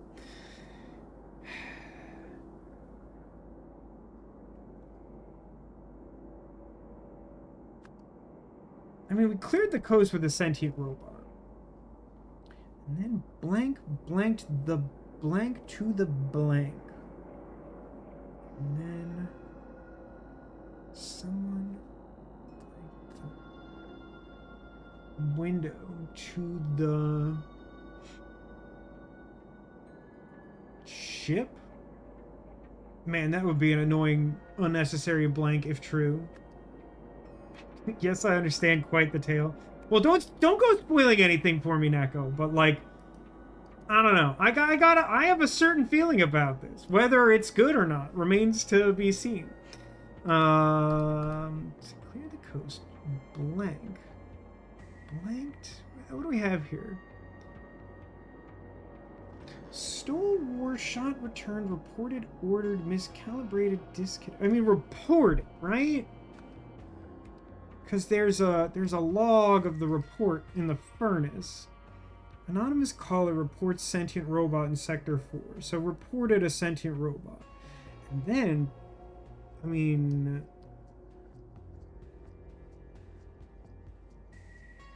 it sure isn't a window, huh?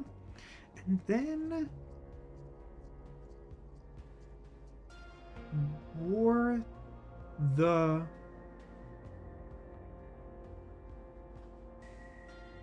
disconnected.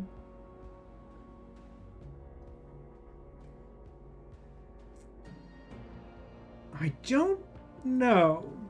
Okay, to enter the vault, blank. That's Mr. Red is the one who went in the vault.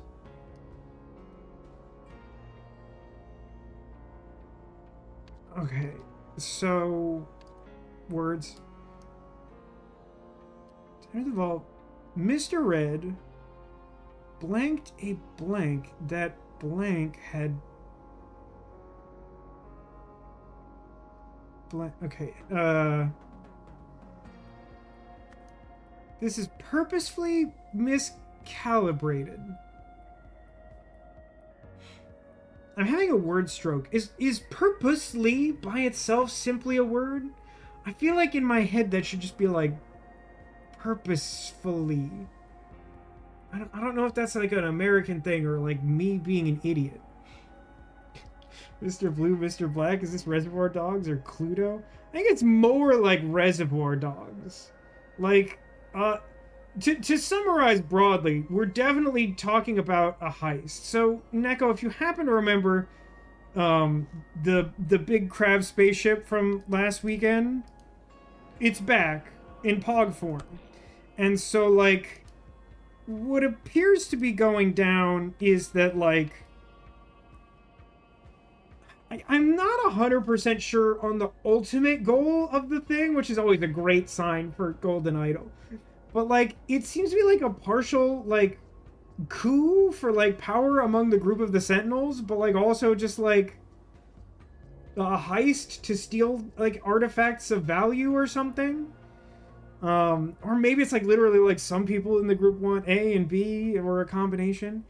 But, so, like, they like broke into the Sentinel spaceship and like lured people out and then like got access and like broke stuff. So like it's a heist. It seems like it's very deliberately Reservoir Dogs. Once inside the vault, blank blanked blank and the blank. I mean, I think it's still Mr. Red, right? Like he stole. Oh, he stole...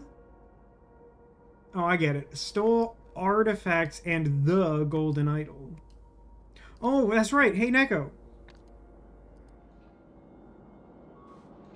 Neko, look. It's an honest-to-goodness Golden Idol. Also back. Also in Pog form.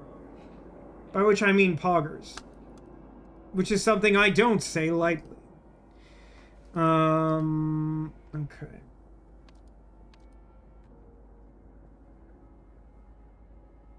And then, this is nothing. Mr. Red stole artifacts and... Yeah, that seems good. To enter the vault, he...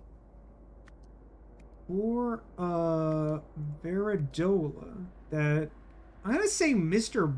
Black calibrated? Do I have... Does the duty roster tell me who does the...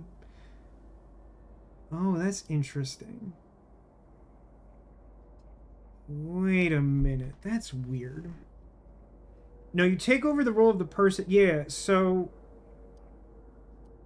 I don't know. Like, it has to be Heko. I don't know which person Heko is. Because he's either dead or he's Mr. Black. Dictionary says purposely and purposefully have different distinctions. The latter meaning with determination, while the former means deliberately. I also thought purposefully sounded more right, but they're both correct depending on context. Yeah, like, I sort of see the distinction, but those still sound very similar.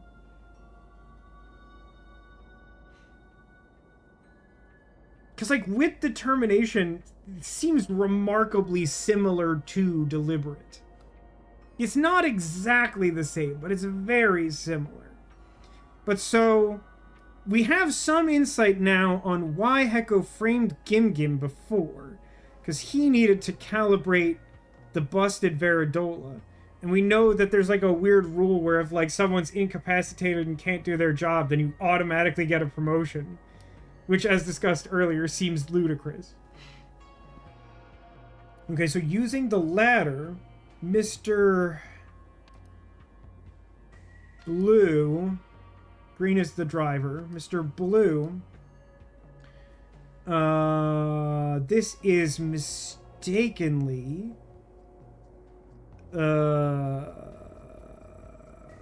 disconnected.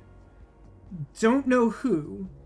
And that person realized that they had been disconnected because they were talking to one of the robots. So they... Return to the ship and...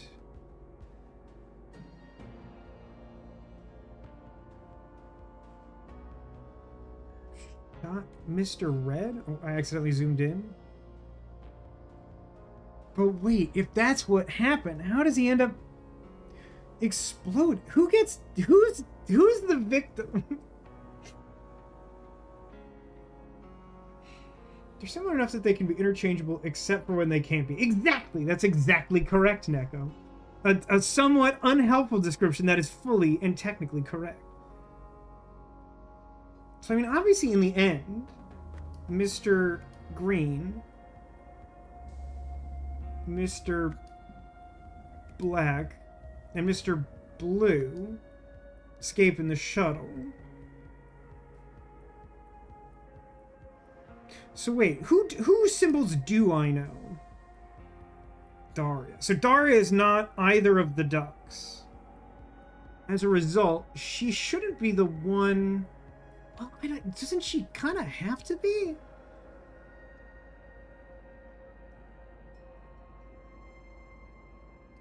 I really gotta figure these out, huh?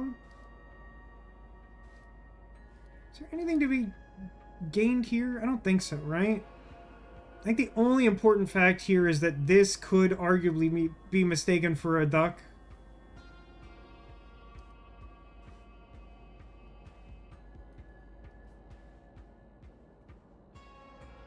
So the duck is the person who's supposed to be disconnected. But instead, this person got disconnected. This person... The person who got disconnected... The person who actually got disconnected got exploded.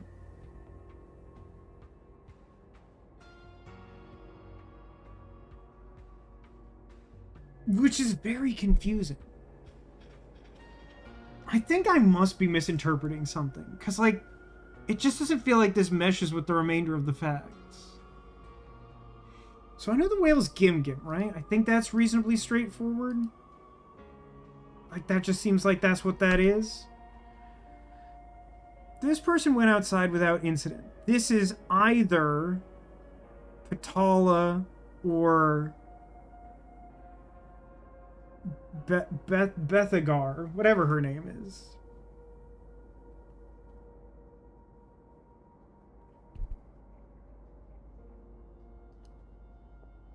This person left, but not without incident.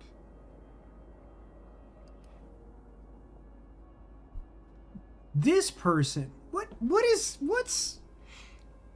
Rabbit's deal? So they left from, hold on, what am I looking at here?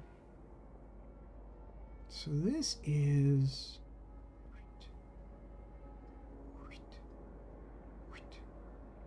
so that's like the head honcho's room.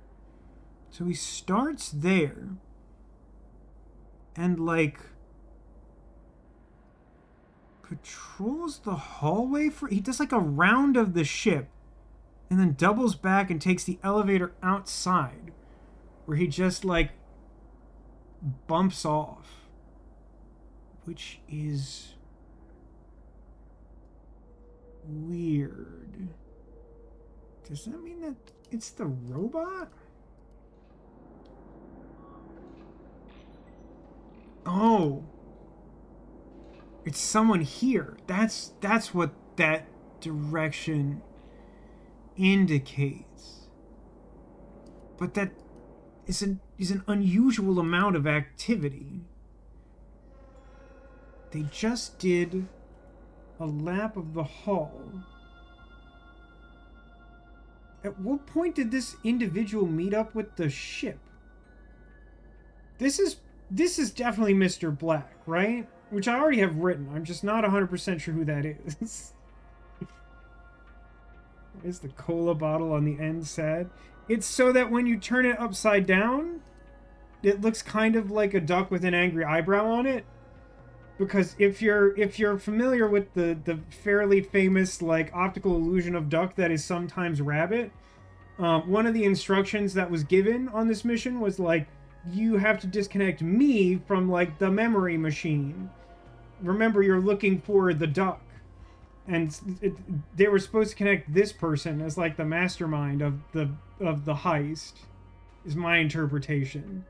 But what they did, you can see that the one that's inactive is the sad cola bottle, which upside down is like an upset duck.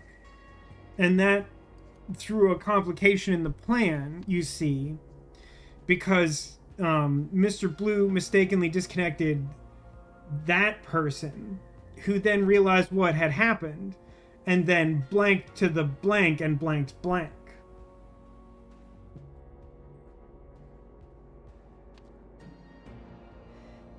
I mean, it seems like they shot Mr. Red.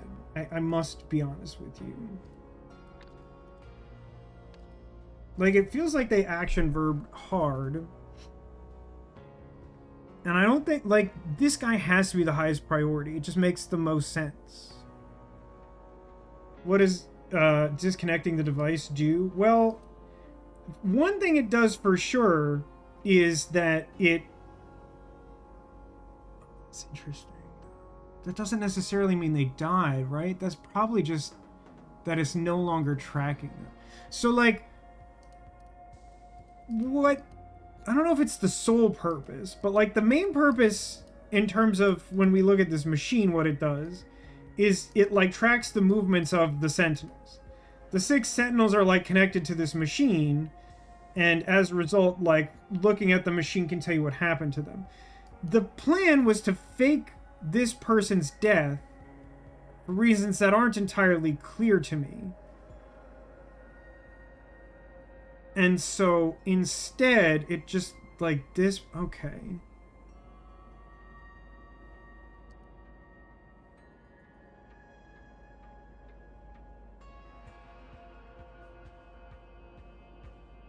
Why is there an arrow?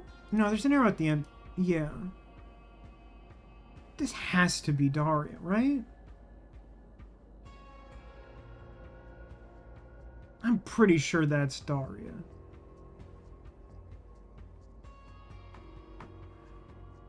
But what's weird is, like, it seems like if Daria goes back on the ship, she's probably the one who realized what had happened. But in order for that to make sense,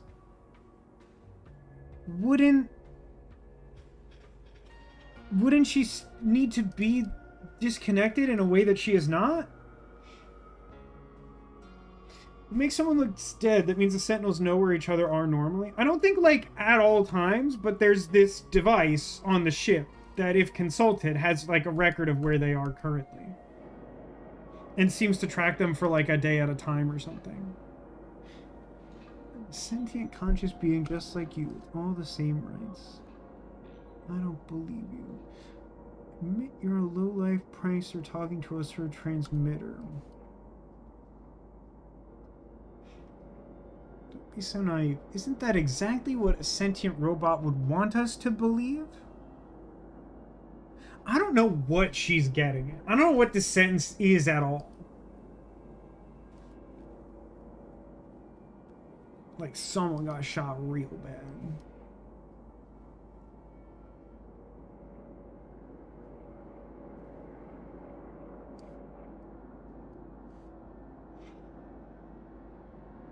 To be fair, that's most of this DLC. Listen, this DLC is a cut above the other DLC so far for me. I would of the 3 that we played in this game, I think I would so far rank this a little bit above New Wells, and obviously way above the Phoenix of Lemuria, which I think is like complete piss. Like it says, maybe if Mr. Red got shot, Mr. Red got disconnected, which is why he got shot. No, so... Well, I don't know for sure, because I obviously haven't finished it correctly. But so, like, would I mean, Mr. Red got shot by someone with intent. So I think that what seems to me to be implied is that, like, someone figured out something shady was happening and, like, went to investigate that instead of this red herring they created. And so they shot Mr. Red, and he was no longer part of the getaway plan. The guy squirming. Oh, okay. You're talking about Mr. Smudge. That's fair. I don't know who got vaporized. I mean, so here's the thing. I think... Actually, wait. Maybe... Yeah, I guess if it is a fake death plan, then, like, maybe it is simply... Echo? Okay. That was my first instinct. So he's just not... There isn't an actual dead that's fully faked. Okay. But then what's the part of this that's incorrect? Because that would mean the robot's victim is Heko Sift. We know the third key is the golden idol. Is something else used to get?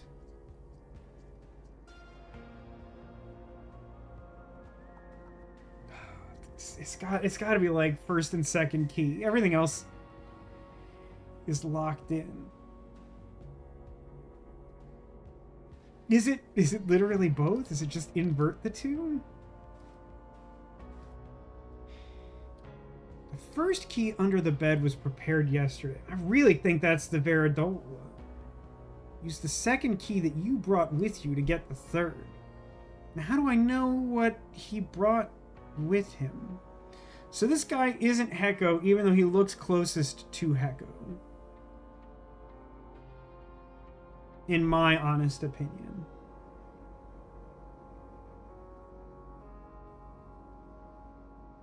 He's just some guy. What you brought with you? How would I know that? How would I know what he brought with him? Well, Mr. Blue does what he needs to do. Bring the stuff back to the entry point.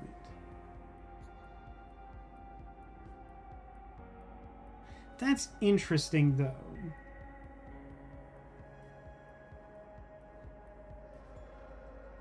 Did Heko shoot this guy? Instead of, like, whoever got disconnected doing it? Because he found out that he wasn't disconnected? I figured that someone realized that they were disconnected and shouldn't be and got suspicious. But is it possible that... Well, if he's going to take it out on someone, wouldn't he take it out on Blue? Maybe it's the second and third that are switched. So, if we look at this guy's instructions, this is Mr. Blue.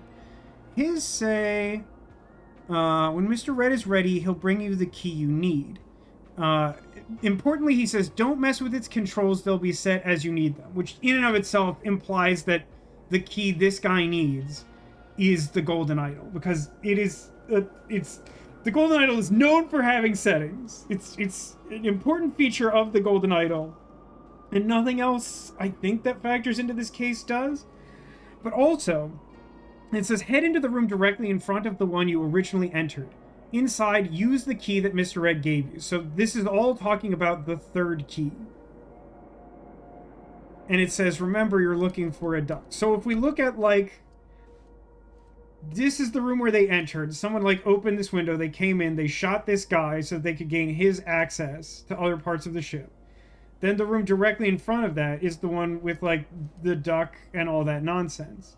Now, these are, like, Lemurian memory disks, which we, like, know from experience, like, can have memories, like, added or extracted. And if we look at the idol on his person, it has the symbol set for remove target's memories. So all of that together suggests to me that we removed Sad Cola Bottle's memories, which stopped it from functioning as a tether to that person. And that is the third key. Use the second key to get the third. We know that the third key had to be obtained from inside the vault where, like, this dude's hanging out and, like, someone, like, conspicuously sawed the hands off this robot. And it's, like, Chucklehead's diary says, like, I've been stuck in this room with the robot and its little statue. And that he is meant to instruct the robot to remove the memories he has about tampering with the harvester. So, like, all of this seems to suggest that the starting point of the idol was in this room. That the idol was obtained by cutting the hands off this thing that was holding the idol. And, like, based on the weird neon color, I think that's supposed to be an indication that the tool that Mr. Red, this guy, used to get the idol is the saw. And, like, it is the second key that gets the third. So, like, my interpretation is that saw retrieves idol. Like, I don't see, like... Is it possible something else is considered the main priority? I don't think so, right? Like...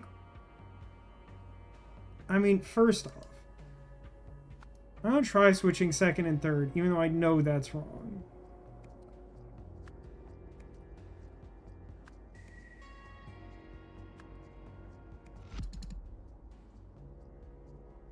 What does it tell me that that is incorrect? That adds 2. So that means that one of the 2 of those is not correct.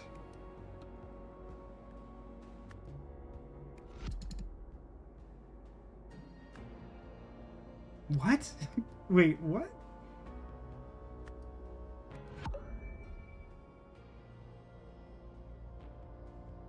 What? You're telling me that 2 of these are wrong, and one of the ones that's wrong is Golden Idol? Like, in what way? In what way would that be true? What? What? What does that mean? What does it mean?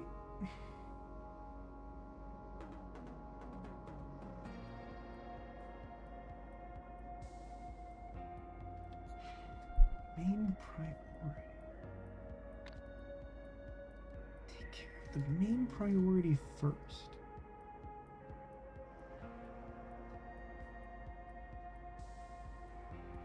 Then use the second key to get the third. How would Golden Idol not be the third key? It describes in, like, almost agonizing detail a series of things that so heavily implies that the third key is the Golden Idol. I simply don't understand. The guy's allowed to go if he lets the robot take his memories. Maybe they use the Golden Idol to take his memories first?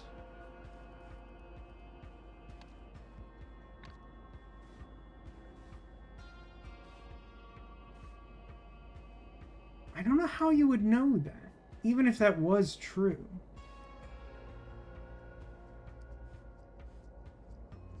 It's an interesting thought. That would suggest what? That the thing they cared most about is...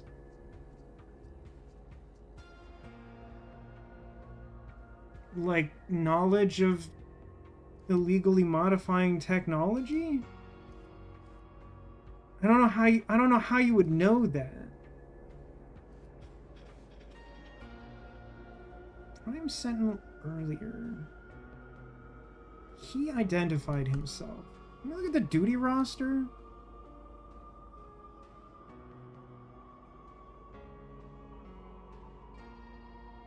So he made them leave the ship, I guess, to a degree that convinced the ship that Heko is, like, the highest ranking officer? Like, I don't think there's anything else to be mined there. Golden Idol is wrong as 3. I think being 2 would make sense. But it cannot be, because we've determined that 2 is correct as circular saw.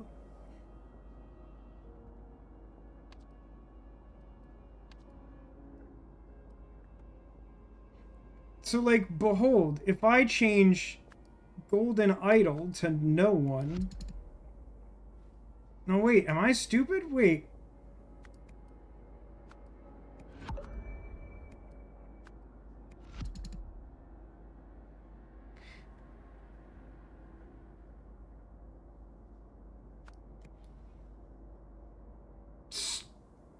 So there's 3 wrong. That almost makes sense to me. Where's the song?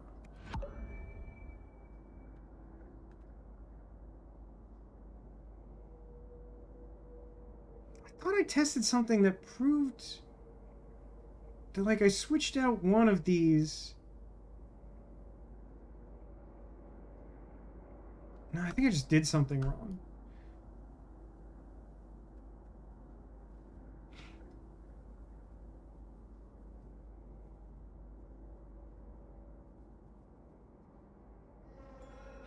You're missing 2 by the game's count logic.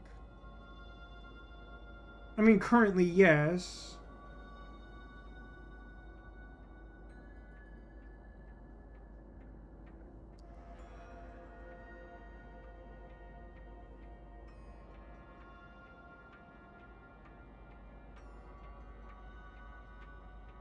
But I mean, the thing is, I thought, my understanding had been that it didn't like 2nd and 3rd key.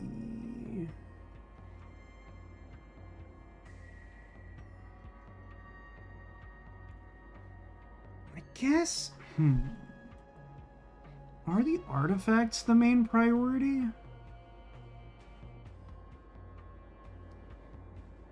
I don't think the priority is the golden idol. It is a means to an end for this person to try and disappear. So, like, Hecko's Sift just wants to, I don't know, be like an arms dealer or something? I don't care.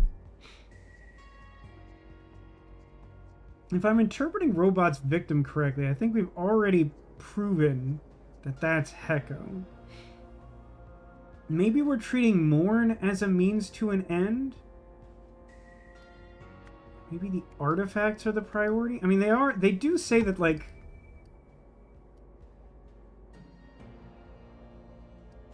Let's try something now.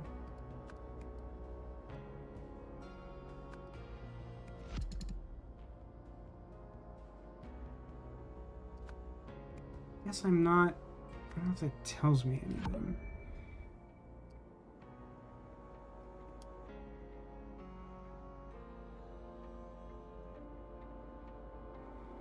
Third key is, like, definitely the golden idol. I think the first key is the Veridola, based on the way...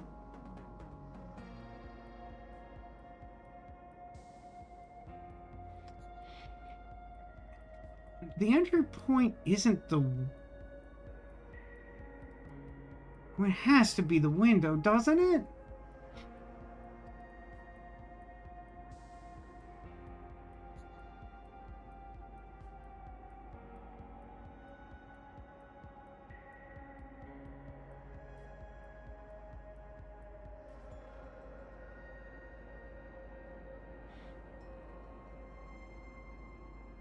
If it didn't swap when you did the 5th, it means you have 5 out of 6. I don't exactly know what you mean by that. But if it didn't swap...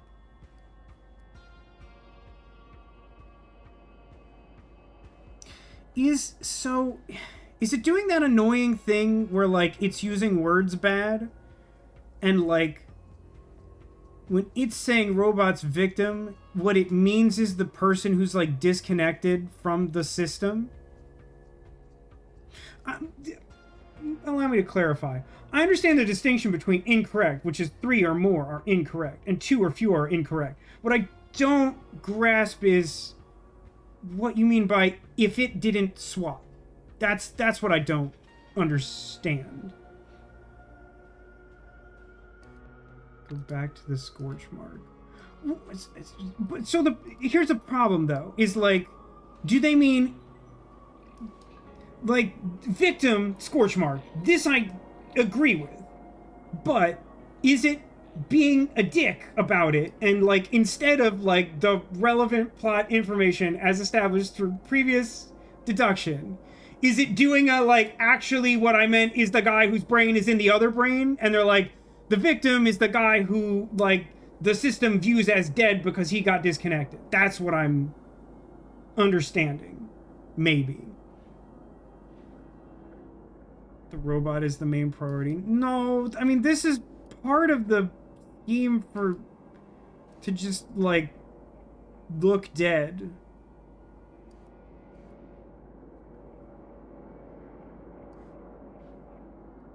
Did Hecko fake his death?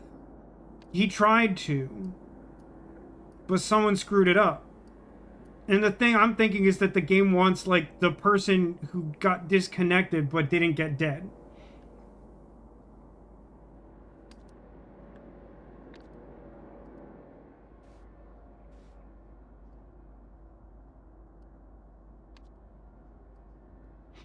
Something that's, like, extremely annoying to me is you and one of y'all.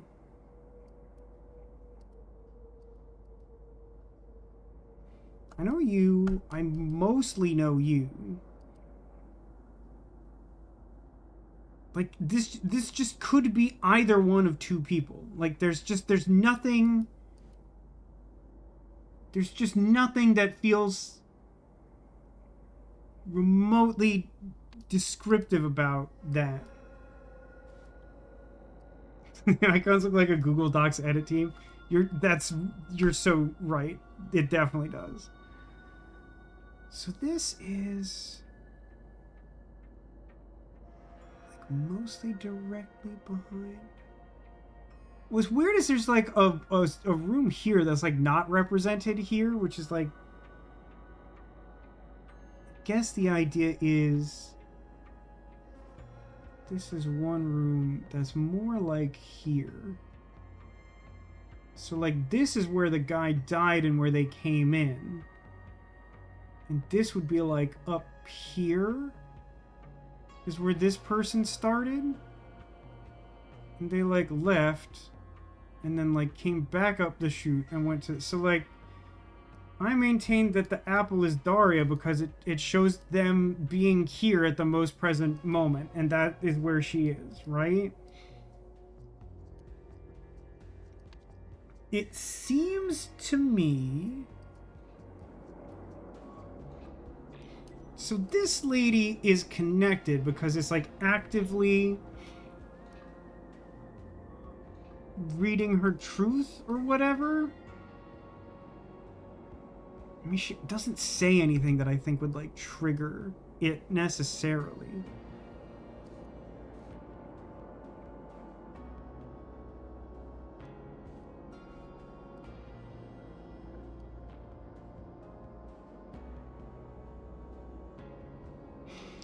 I'm confused because like Daria goes back on the ship, so it makes it seem to me like she is the one who like catches on to the scheme. But she's not disconnected. So, like, how does she catch on?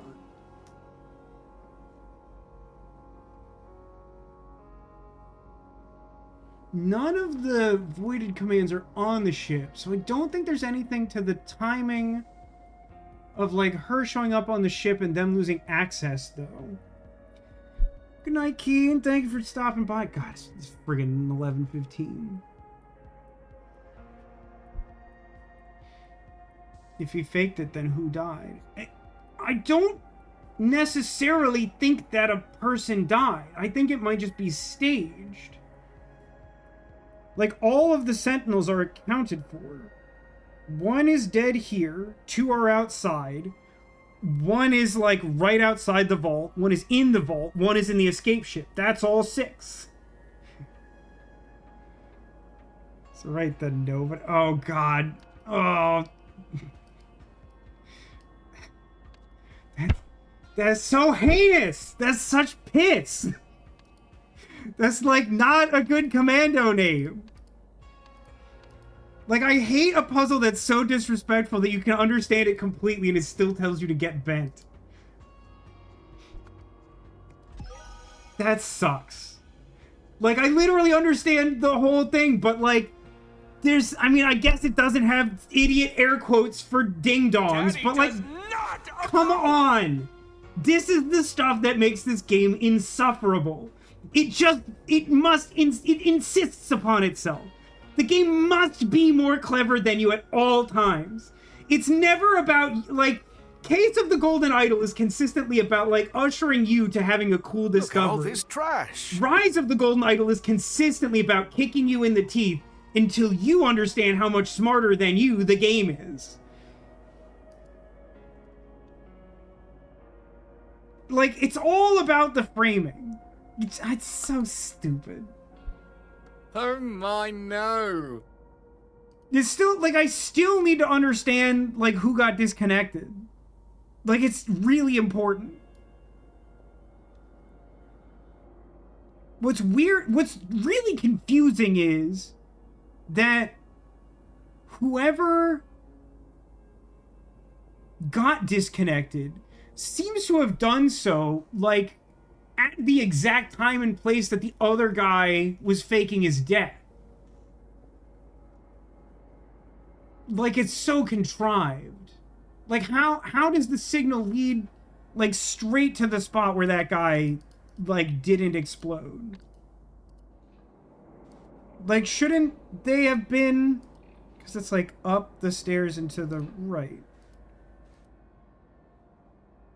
No, I guess it's... No, it's supposed to be here.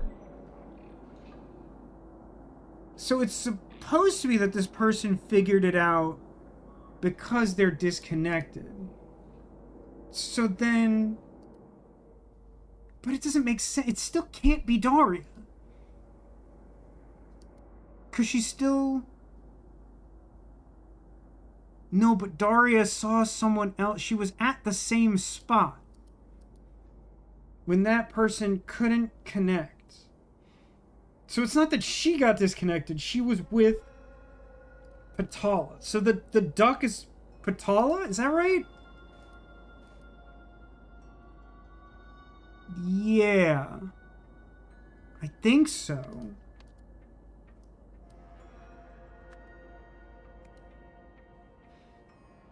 So that's Mr. Black, who is also... what's a Hekosift?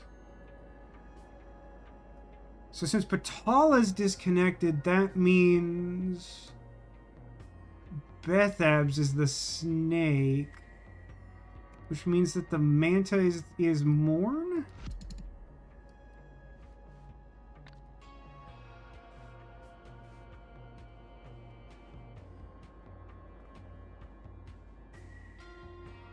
Oh no, because they're outside.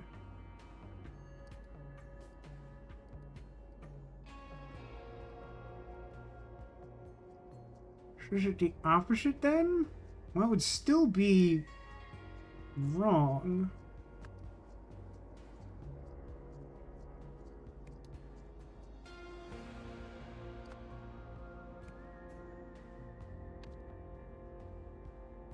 Like, necessarily, this can't be correct.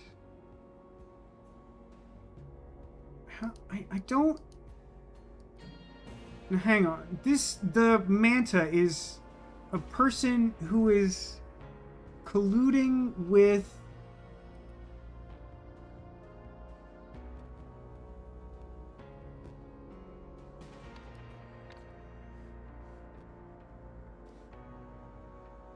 I really feel like this is supposed to be important.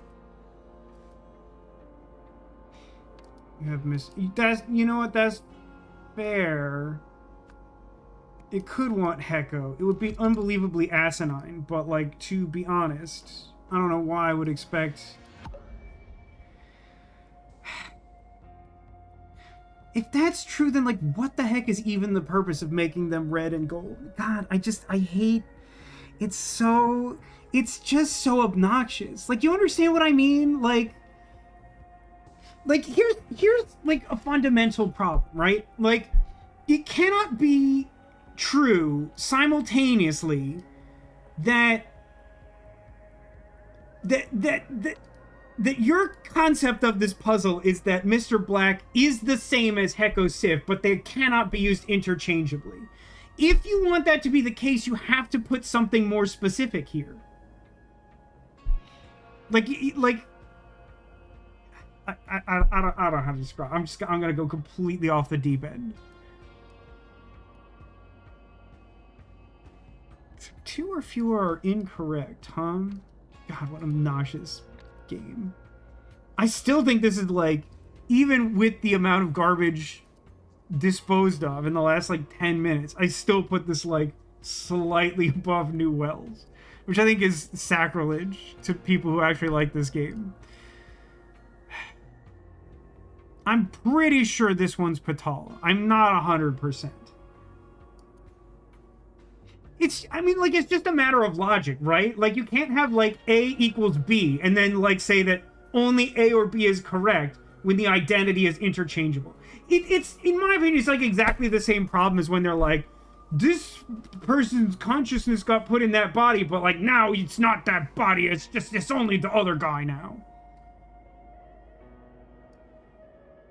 By logic, does this mean everyone's on board if you have 2 or less wrong?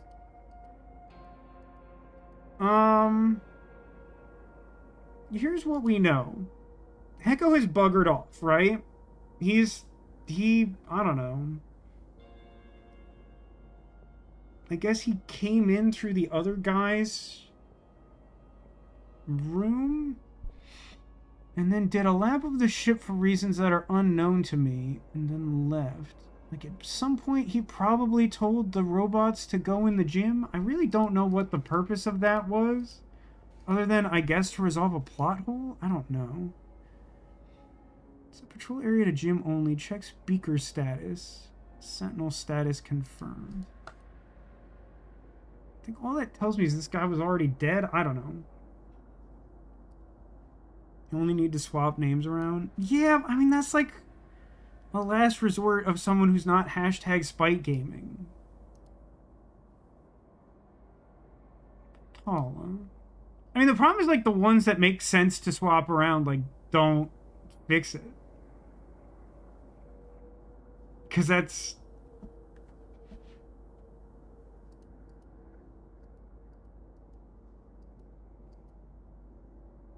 Which one is, like, actually... Like, there's something weird about Morn, I have to say.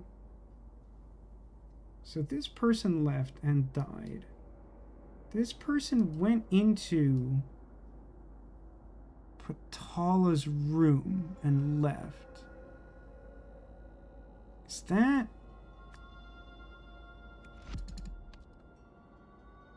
That seems like that's Bethab's. Yeah, but see, that's wrong. To the extent that only one of those two is incorrect. So, like, the thing is, like, Duck is, like, in Morn's room, but, like, also, like, clearly can't be Morn. Because, like, you don't take over their identity, just their, like, responsibilities and access. As far as I understand, I don't know. Yeah, responsibility and access. That, like, you don't, like, become Morn de Silva.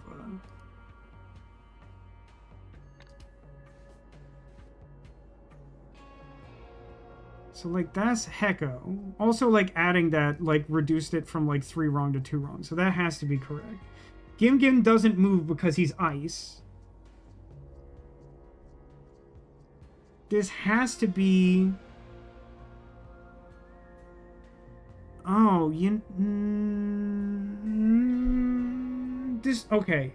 Hear me out. I don't actually think this makes sense. But, like, Bethabs and Patala are both outside. Wait a minute.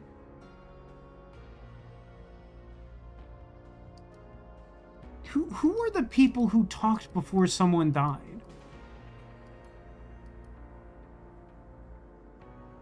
I feel like there's something I'm supposed to be able to glean from this that's, like, important.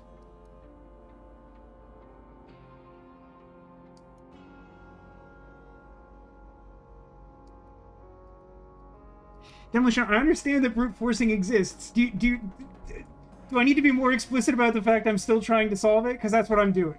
You understand? I know how brute forcing works, I promise. Like, I know that I could do it.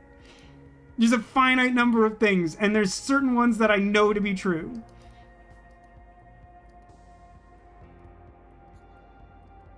I mean, Dara we more or less have confirmed here, right? Went outside, came back, exists in this spot.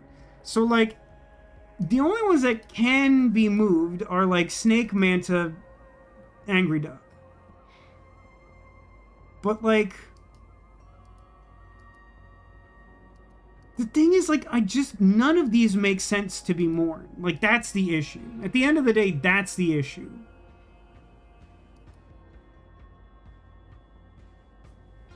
Because, like, even if this...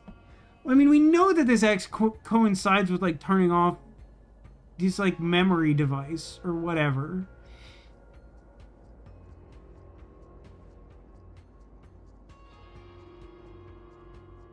But, like...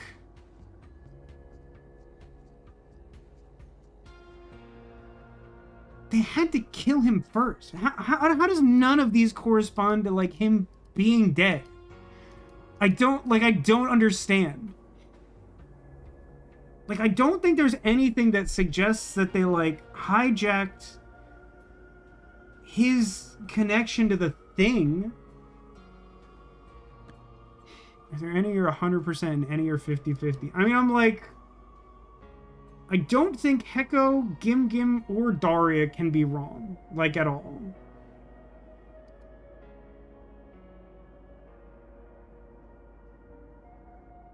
I don't think that the duck...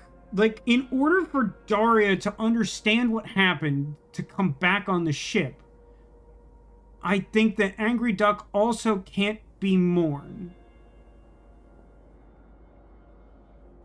It also doesn't make sense to me.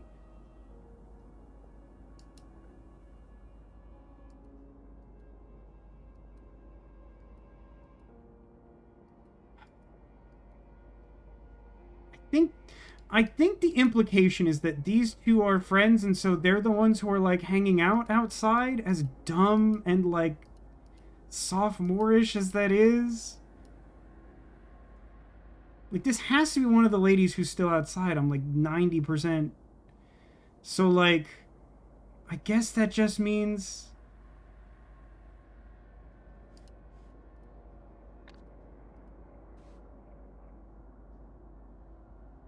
I don't understand. I just don't understand how it wouldn't be tracking him.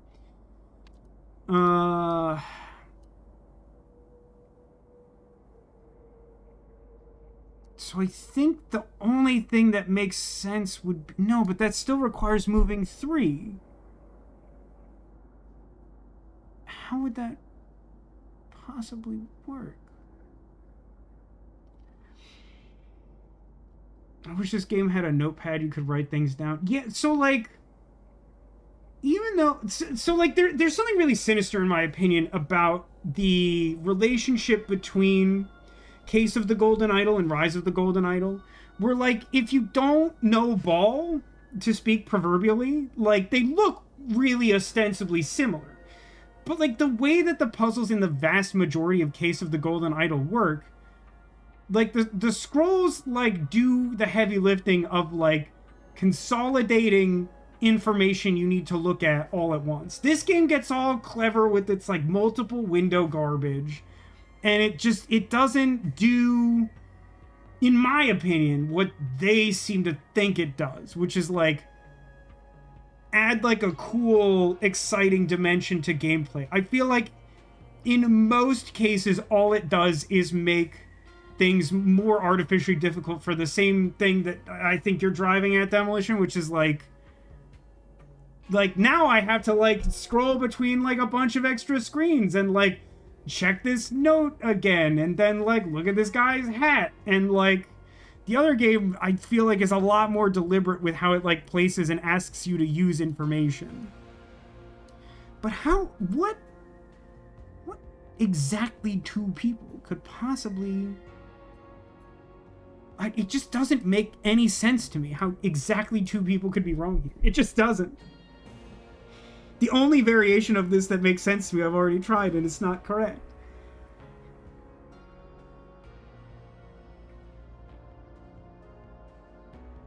Did I try switching you? That's, like, much worse somehow. Did anyone else hear that weird noise that I think came from the game? This isn't spinning, plus the dead nipple dude. Does that link to their location? How do you mean?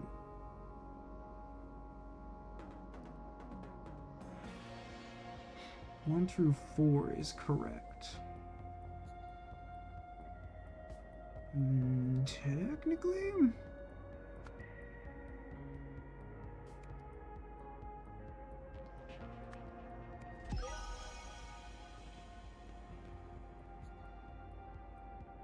I maintain that doesn't make sense. I don't think that possibly makes sense.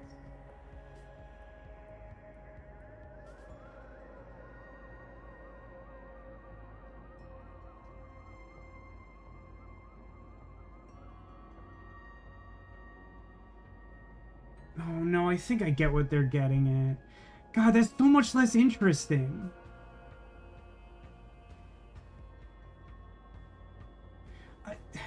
Okay, I have a grievance here. Was that a you got it hint noise? I mean, like, there's a hint system. I think you have to, like, go out of your way to trigger. I have no idea what that noise was.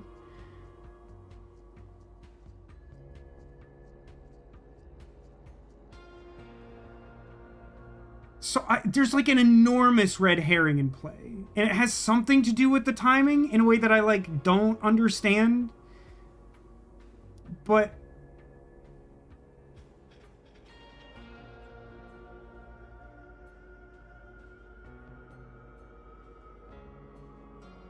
now I'm like really confused as to like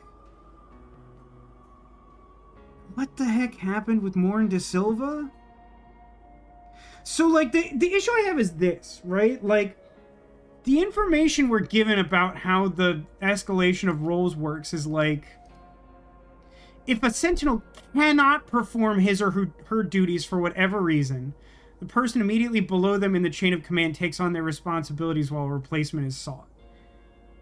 This is a shockingly vague description for something that actually they have a really precise vision for.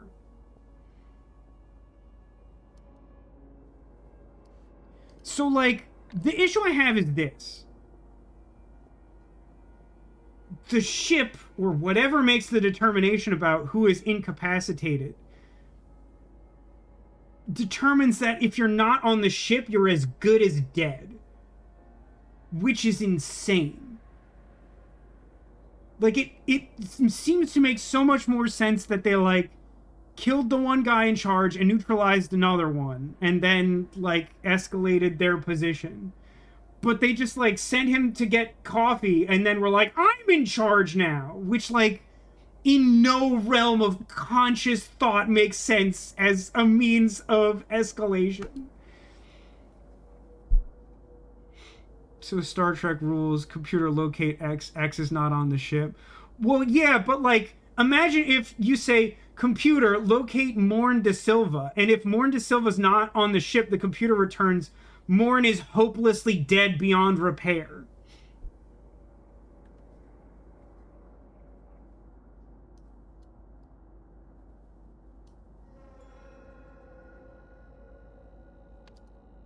So, like, presumably Hecko made the false report because it's like his whole thing. And then blank the blank to the ship. Is there piloted? Turned the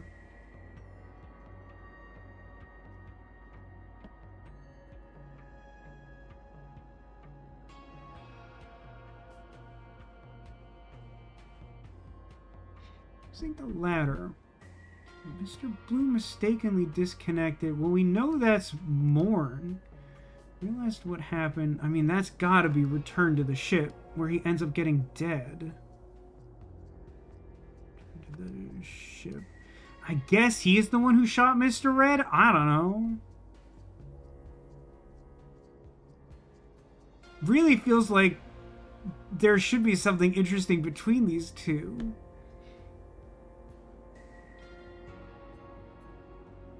This sentence is really confusing to me.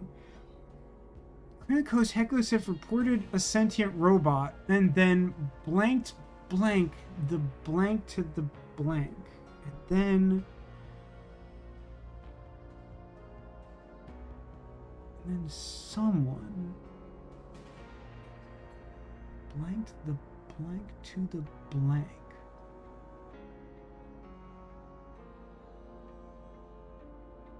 So he reported, and then blank ordered the gold words.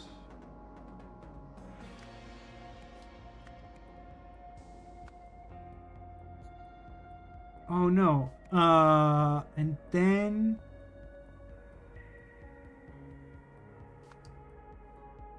ordered the patrol robots to the God bless America. They literally only added this completely useless detail to make this sentence more difficult to comprehend. God, it's they just insist on making everything so unpleasant. I am genuinely not smart enough to be able to explain to you why this is so much worse of an experience than Case of the Golden Idol. I'm just not. I want to be smart enough to do that. And I intrinsically understand like key differences between the games. But like if you don't understand it, I'm not smart enough to explain it to you. Regrettably. So who is the person who ordered them? I mean, probably Heko. Do I really care? Is this one worth brute forcing? Yeah, because it's disrespectful that they even put it in the game. 2 or fewer incorrect. Echo Sif reported a sentient robot. Then, blank ordered the patrol robots to the gym. Is there a reason why... I mean, I think it's Heko who did that, because if you look at Heko's trajectory... He's like mucking around in the hallways, and I feel like that's so he could like find the robot. So I think that's correct. To enter the vault, Mr. Red wore a Veridola that Heko Sift had purposely miscalibrated. Once inside, he stole artifacts and the golden idol. It seems like he did that solo. He definitely took the idol, and I think we determined the artifacts were the important part, which like I really don't understand why that is. So, like, yeah, using the golden idol, Mr. Blue mistakenly disconnected more. I mean, is it some insane thing where, like, actually he's someone's son with a grievance and he did it on purpose or something? Disconnected Morn de Silva, who, realizing what happened, returned to the ship and shot Mr. Red. Is it possible? Because, like, Morn also gets shot for reasons that, like, aren't clear to me. Since he's not important, I guess.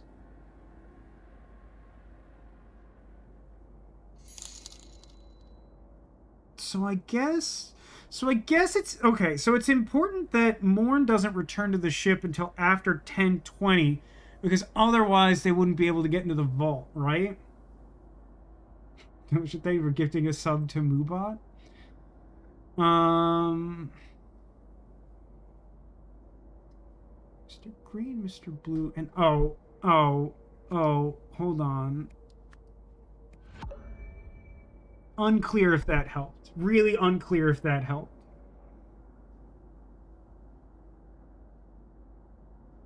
Again, though, if the identity is interchangeable, like logic dictates they be interchangeable. Turn to the ship and...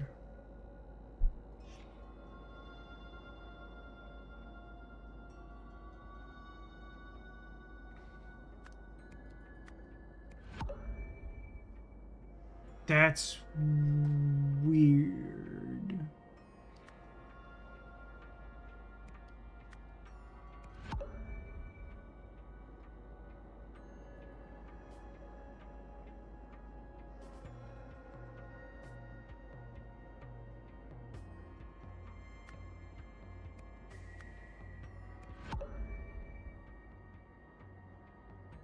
What on earth does that tell me?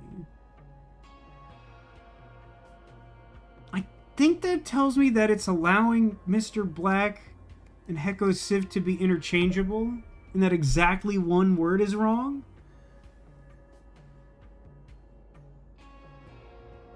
The only possible guess is the first sentence based on a double. I mean, like, that's like not even uncommon, to be honest. Like, I know it looks stupid, but like that genuinely happens like at least 50% of the time in this game.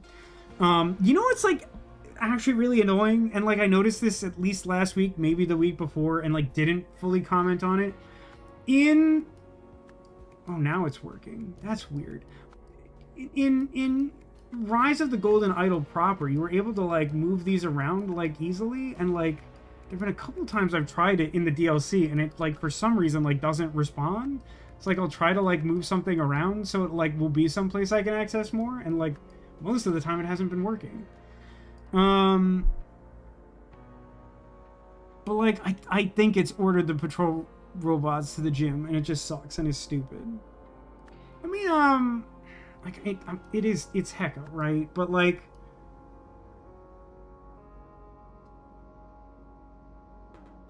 wait, no, it can't be Little Chirper, right? Like, even if Little Chirper is like just a microphone saying Heko Sift's words, like it wouldn't have a Veridola, and also like it has to be outside for everyone else to go investigate it. Like it.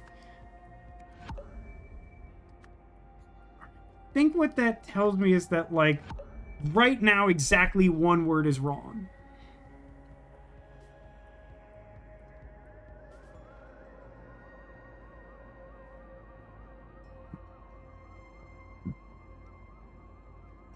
It's not like mistakenly calibrated. Like the whole plan hints on it.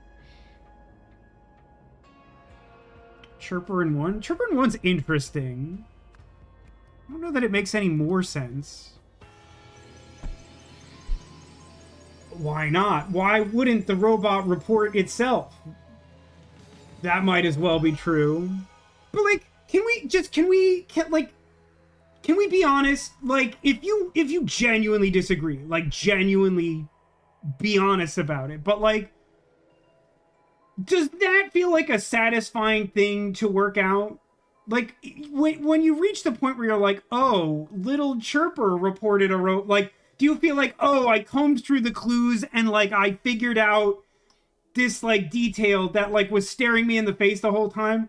Or do you, like me, look at that and feel like, boy, they sure wanted to waste as much of my time as possible, and like even though there are like a bunch of different ways that you could like put words in this sentence and still have it feel like it gets the same exact point across, they decided only one of those is good. Even if I fully understand the whole scope of the scene, I must be on the complete 100% wavelength with them, or else the game deems me an idiot. Like, to me, that's just bad. Like, I don't know what else to tell you.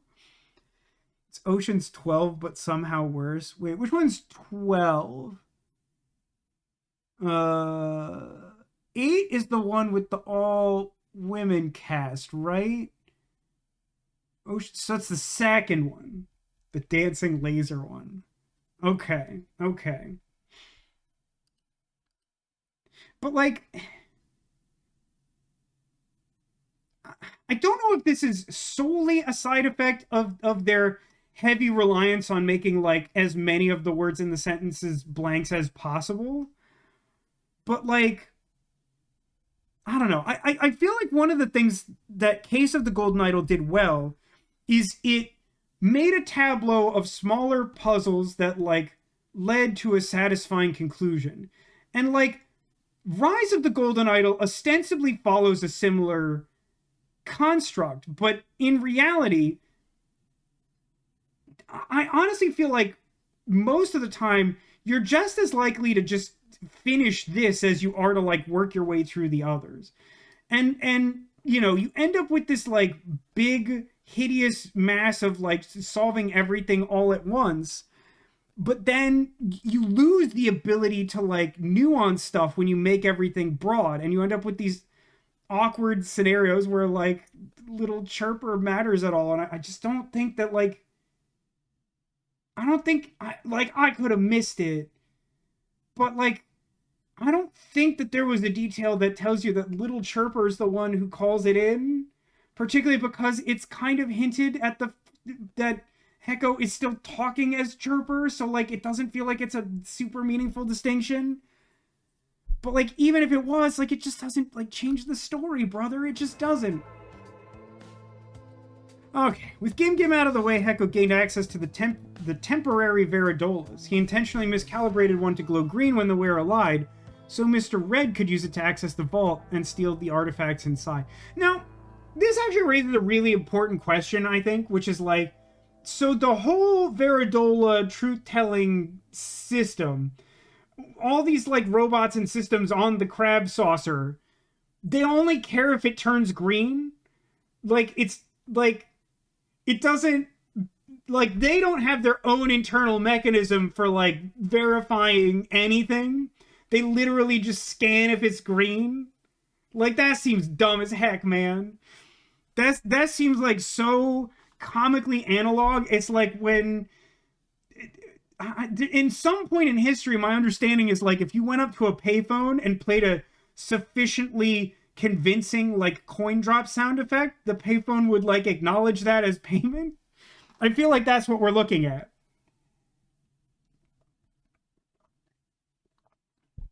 Mr. Blue is supposed to disconnect Heko's Veridola so that from its antenna, as if I care or know, so that the Sentinels would no longer be able to track him. To stop them from trying to look for him anyway, Heko also made it seem as though Robot had vaporized him, but Mr. Blue accidentally disconnected Morn, preventing a clean getaway. Okay, but like, who killed Morn? I mean, there was definitely like a payphone and string thing. Like, I think I might be mistaken. Like, I know I've seen this in media, and I think it's based on a real thing. But like, I think there was like a later point in time when like you could just play the sound effect or something.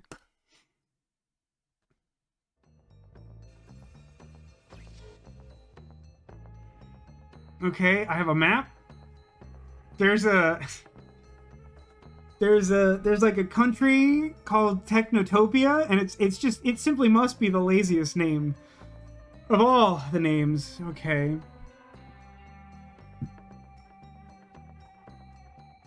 So is Technotopia like post Pangea but like pre-contemporary era like China? Buffer societies? God, whatever this is gonna piss me off in like 2 hours.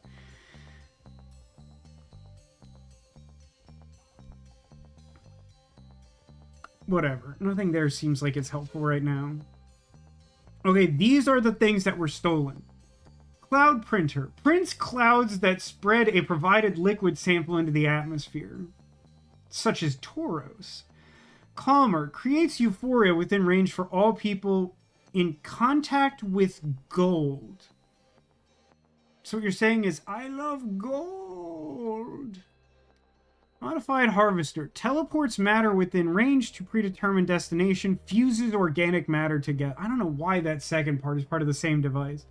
Alchemizer. Connects any body of liquid into... Oh, converts any body of liquid into gold. I mean... Okay...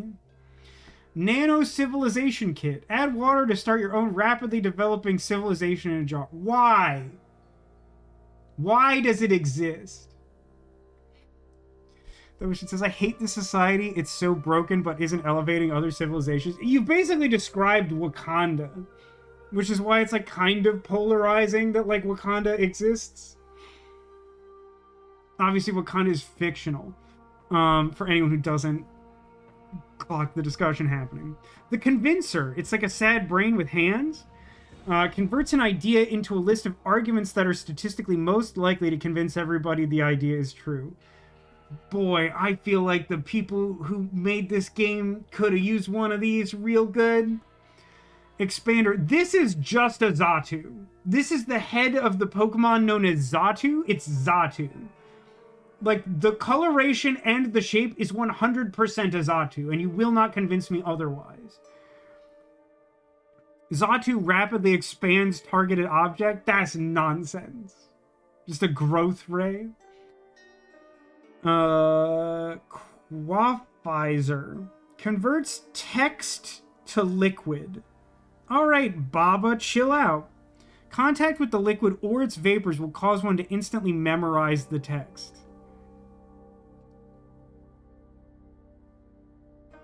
Deconstructor. Disassembles a targeted object into basic part. Boy, could that be any more vague? Alright, last part. Everybody buckle up. Disobedience sows chaos. Consequences.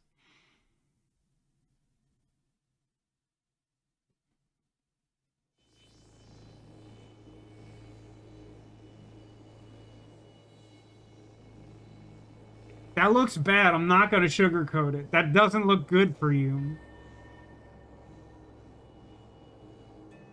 Look at this statue. The Pitbok 23 teleporting harvester. Effective, safe, legal. It feels troubling that legal has to be like a selling point. Everything is crap. Soon. Hopefully soon. I can't. Whatever. Sure. Billboard. Crashed spaceship. Flight recorder will record several minutes after each crash. This is some classic, like, Golden Idol junk of, like, I just have to put a sticky note on it that tells you the rules because they're not intuitive, so I'm just gonna write it on there. Oh, brother. The Sentinel ship, but we were so far ahead. How did they find us? Take it. Hey, see that billboard? That explains what one of our artifacts does. Okay, so whoever has the brown text box is a yokel? Don't call me that. Look at this place. It's perfect. For now, at least. Let's go. No thanks to you. Where did you get your license? Don't blame me. Maybe they just got lucky. You know that's not what happened. Give me the map. We need to hide. Is everyone okay? Are the artifacts intact? Check all 6. Are they all right? Listen, idiot, we were shot. It's a miracle I got us this far. Isn't it obvious how? Don't you see? Ah, you had one job. 5 more that do, and we won't need Mr. Dead Weight here anymore. Will you two stop bickering? Look behind us. Is that? Surely it can't be. So this is like put them in order and figure out who said them?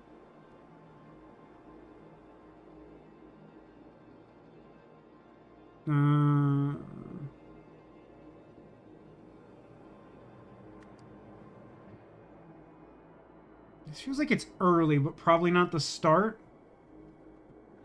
From Castle. Yes, precisely.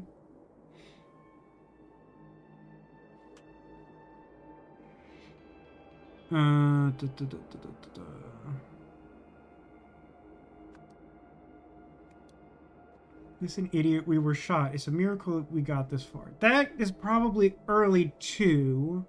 That's probably the bickering, huh? So that has to be brown and white.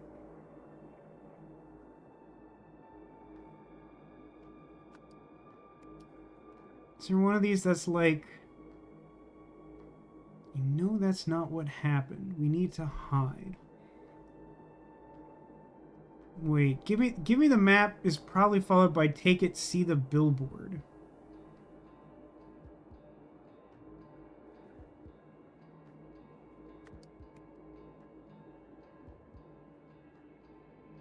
The map.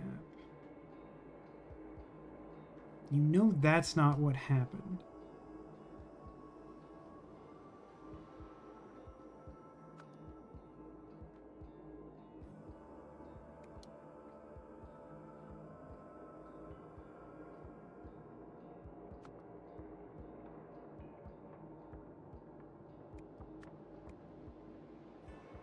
The map we need to hide. Take it. See that billboard? It explains what one of the artifacts does. Don't call me. Don't call me. idiot? Why does blue say that? Does one of these other things end?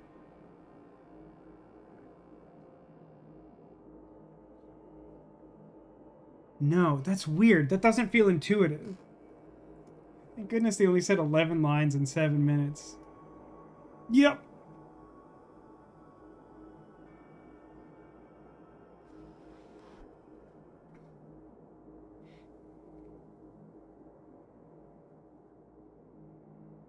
Isn't it obvious how? I had one job.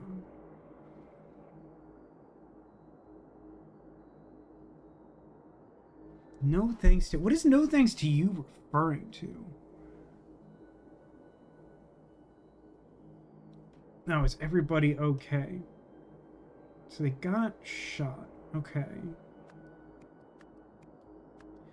Is everybody okay? No thanks to you. Where did you get your license? Listen, idiot, we were shot. It's a miracle it got us this far.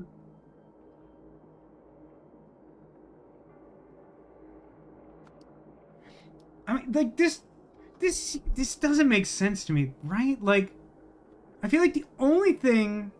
Oh, no. This? Mr. Dead Weight? Is that what that's referring to?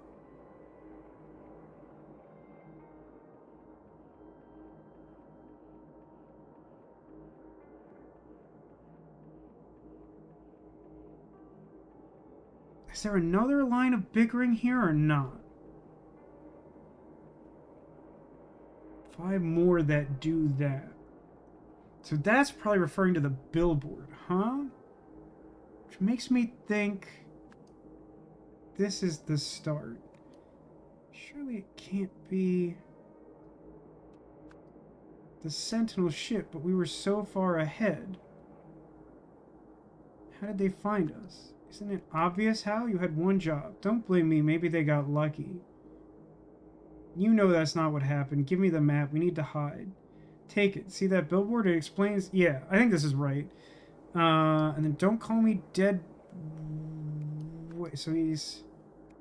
5 more that do that. We don't need Mr. Deadweight. Don't call me that. Okay. So at the moment, I don't know who said what, but this seems right to me. So this is like, after they got shot, they're like, oh my god, is everyone okay?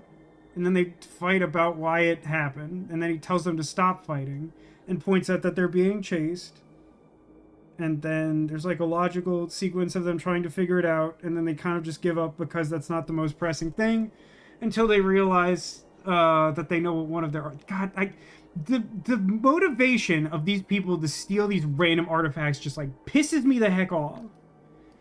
Like, they live in like a super advanced utopian society and they're like, let's take 5 contraband garbage artifacts and tank an entire career of like highly empowered like governmental service. It was such a distraction in the last case because like it makes no sense to me that the artifacts in and of themselves would be like the thing, like the priority number 1. It seems really stupid to me. Like, it makes so much more sense to, like, not blow up his spot, but to, like, find a way to, like, gradually, like, embezzle them if he, like, needs money off the side, but then, like, keep his position of power instead of faking his death and being on the run for it. Like, it just doesn't make any sense to me. They doomed their entire civilization. Well, yeah, because they're characters in this game, so they're, like, incredible idiots. Oh, my God. Why? Why has this happened? Why have they let this happen? There must have been a better way. Oh, let me guess. These men are not breathing.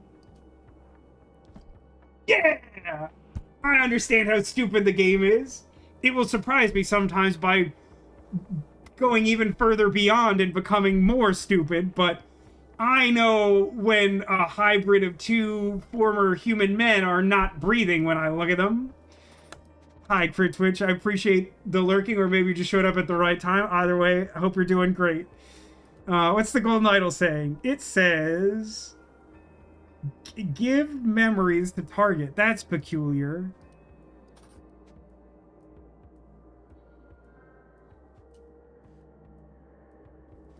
That's actually really peculiar. Because the only time we've ever seen a distinction in like degrees of memories projected from the idol was like the busted idol that used a bunch of like lenses that like the mini idols don't seem to have. So it's weird that it says it's set to give all memories when to me it looks like it's just set to give memory. It doesn't have like a time modifier. It's cool you can, quote, read the golden idol now. I honestly can't tell if you're being sarcastic because it's so wildly inconsistent that that's a thing at all, ever. Showed up not that long ago, so mostly just in time. Either way, welcome for Twitch. In the middle of the maze is a guy wearing a Yoshi cloak and all the blood's coming out of his leg. Oh, it's our good friend. The man is not breathing. That tracks. Monument to Humanity. Data Disk Factory. Warning, tracking dead zone. Data Guardian's Office. Tanska Family Orchard. Oh. That's where we are, huh? Not exactly easy to clock. So... are we to determine that the pink is like, well, I guess it's like on the ship too. It's something that got like heated by the laser.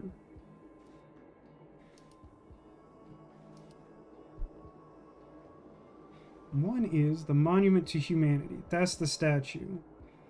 2 is the Disk Factory. 3 is the Data Guardian's Office, which is schmelted. 4 is the orchard. Okay, so the orchard's actually like over here. That tracks. So this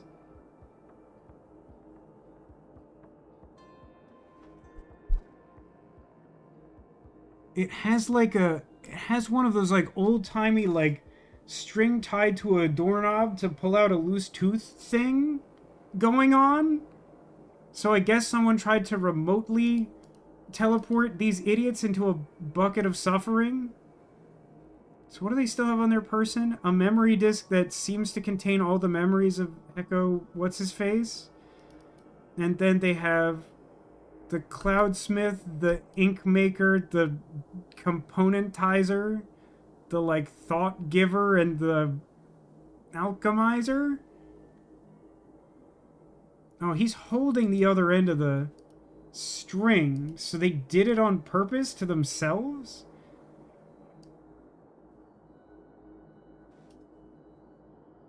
And he's got red eyes, so his like memories are gone. Bucket of Suffering is my lesbian doomcore band. Oh man, when I was in that stream earlier where I was like learning about how bad the air quality situation is up there. There was someone in chat whose screen name was Lesbian Mega Mawile, which is like the Mega Evolution form of that like recently was added to Pokemon for a specific Pokemon, and it's just like, what an awesome name that is. Like, this is really good. All right, hold on. Oh, look, it's the Chamber of Secrets from like 2 cases ago. It's the Mega Miner user manual. Should ask them how they're doing in the bucket of crabs. I don't think you ask someone that without buying them dinner, you know?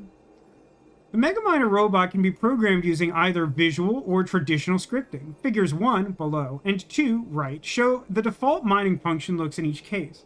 To trigger this function, use the following line of code. Remembering to replace both bracketed parameters and the ones you require, run mine, parentheses, dreadworm, comma, ruby. Alternatively, you can write your own functions using the inbuilt commands, which are detailed on the next page.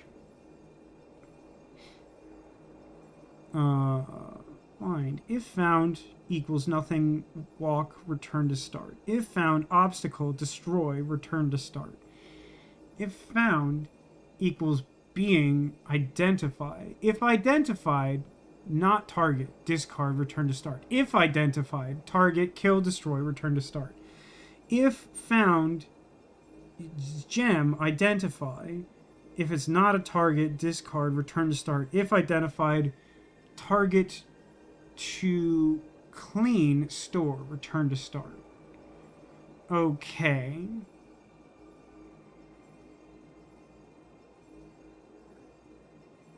Found obstacle. Destroy. So this is probably obstacle, and this I think is nothing.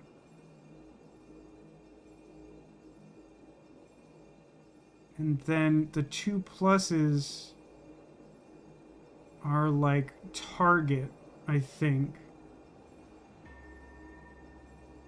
And this one on the right is probably if you find a person, because you destroy them the same way you end up with the lightning bolts.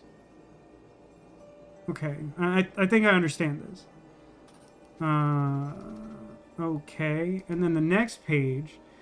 Clean. Mega Miner polishes gems to radiant shine with 0 damage. What a peculiar way to write that. Like I said, she loves Mega Mawile. Do you like Mega Mawile more when it's a lesbian? When it happens to be like a homosexual female Mega Mawile? Discard. Tells Mega Miner to drop whatever it's holding or leave alone whatever it is identifying. Tell Mega Miner to search its current area using advanced eyesight technology. Its special eyes. Identify. Upon identification, mark specified targets with X and non-targets with O. Kill. Instant humane death via laser blast technology. Instant humane death via laser blast technology.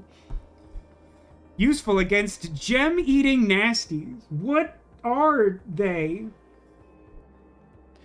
Store. Mega Miner can hold up to 8,000 geo weights. 8.000 geo weights? Marty, do you have any idea how many gems that is? Walk. Prompts it to walk forward 3 paces. Okay. Alright. Okay.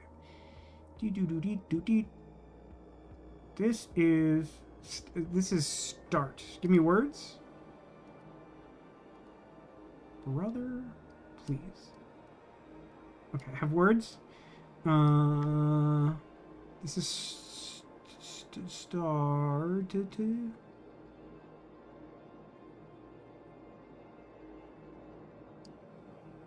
Return to start. This is start. Where is start? There's restart, but this should be start. Because they return to start. The blue one should be start. How can I make it any more obvious? Nico clarifies, absolutely it's better because then my Mawiles can kiss each other and it'll be cute. But wait, and this is important and very confusing if you don't know what a Mawile looks like. Which heads kiss? And does it have to be the same one on both Mawiles?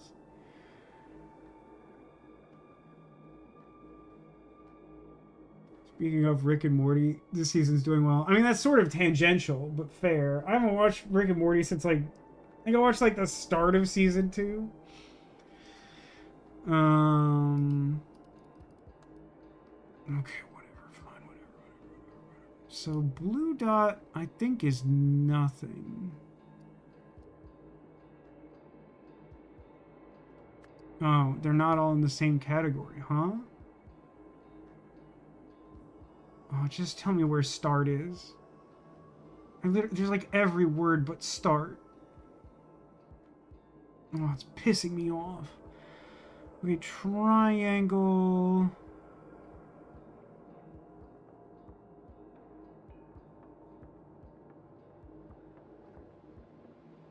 Obstacle destroy. So obstacle is red thing.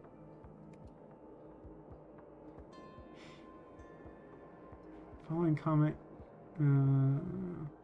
Well, has triple the mounts per case. But like, it does that. It doesn't answer my question. Like, do the like long drooping mounts kiss each other exclusively, or do some of them kiss the head mounts? And then star would be if found being. And then the gusher would be... The gusher is like not target? No. Yes.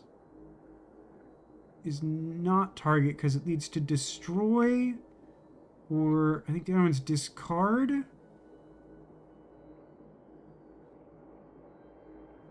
If not target, discard.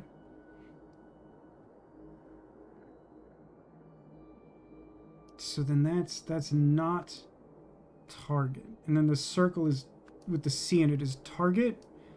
And the triangle is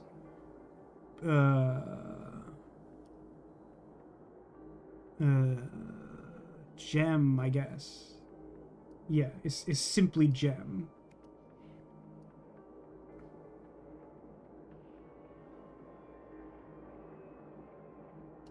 So this is walk. The lightning bolts are destroy. Not kill, right? Destroy? Seems right. All at once. Every tongue, everywhere, all at once. Is that a movie that you want to watch? Okay, the pink swizzle is... So that's not target. So that means...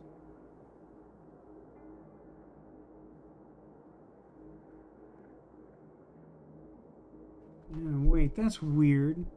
Because this one leads to death, but this one leads to the good outcome.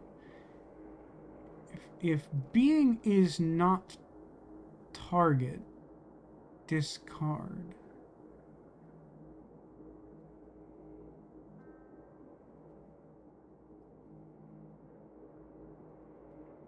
Oh, does that mean that I have those backwards? Discard, then return to start. Yes, I do have those backwards. So, this is what? Clean?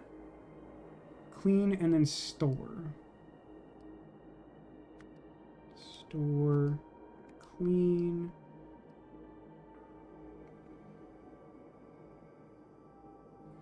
If target, kill, destroy. Great. So kill, murder, death, kill, as it were. And then the plus is identify, right?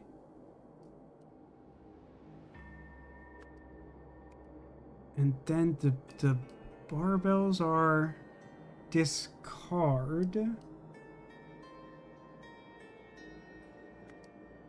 And then I guess the top one is restart, even though I swear to you it should be start, because it says return to start. So the process of going through the bottom of the flowchart is return, and thus the end destination is start.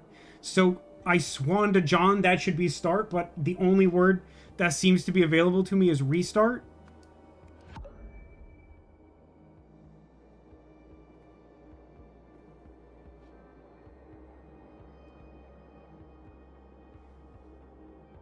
I found nothing. Walk. I found obstacle. Destroy. You found being. Identify. If identified is not target. Discard. If it is target,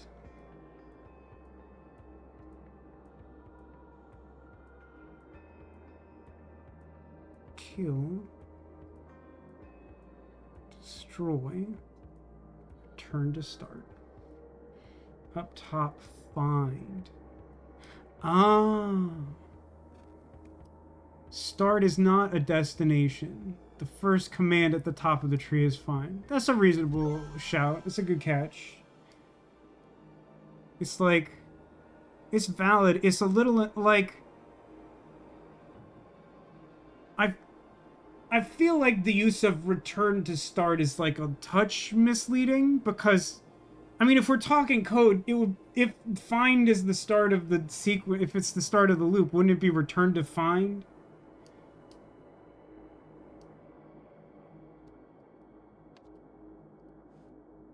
Okay, so that's done. That was relatively easy. To avoid hypocrisy in their sacred mission handling... These are all, like, the same as before. They must be, right? I have a hard time imagining these are going to be useful, but, you know, time makes fools of us all. Return to start or return to the past? That's a great question, especially considering that we're in, like, prehistoric times. Let me rule them out by... Let's see what happens if we return to the past and if anything good happens.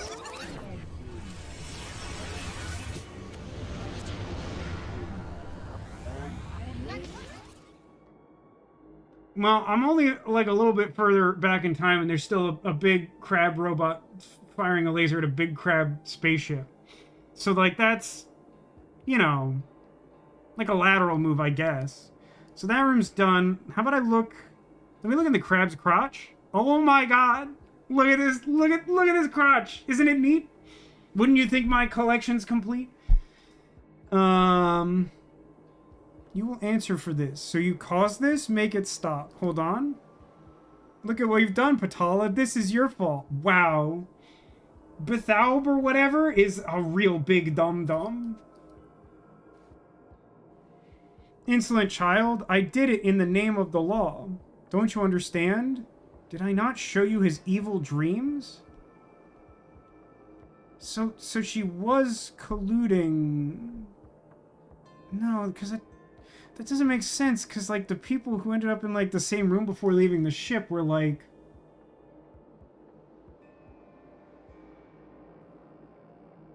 Like, her and the guy in charge or something?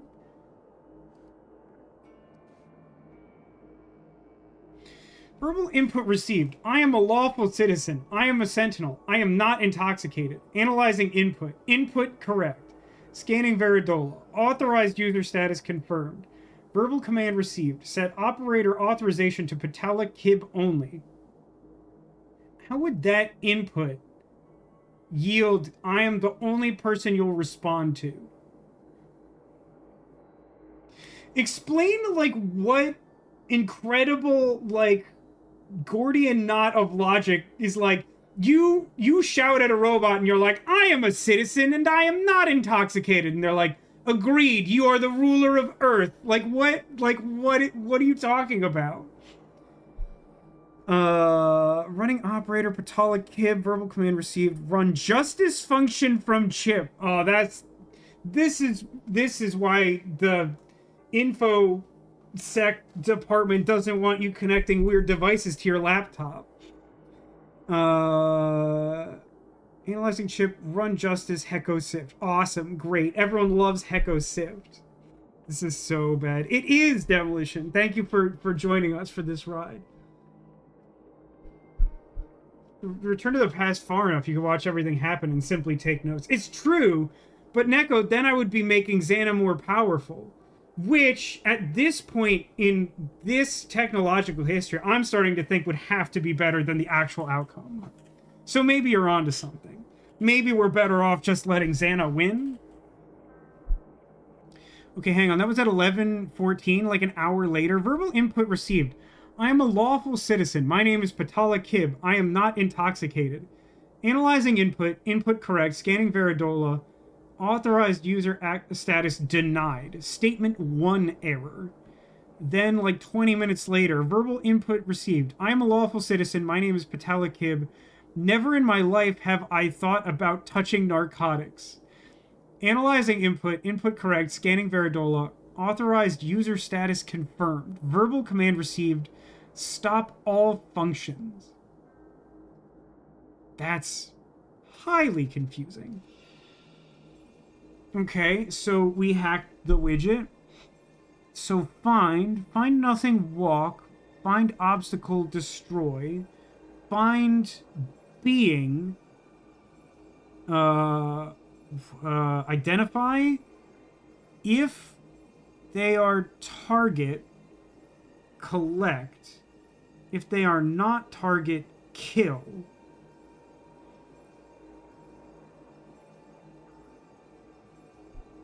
What am I missing here? So it keeps collecting everyone. I don't...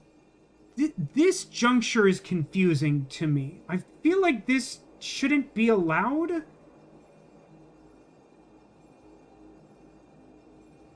Like, what does it mean for the else to be on, like, a branch that isn't, like, part of the flowchart? Like, that doesn't seem right, right?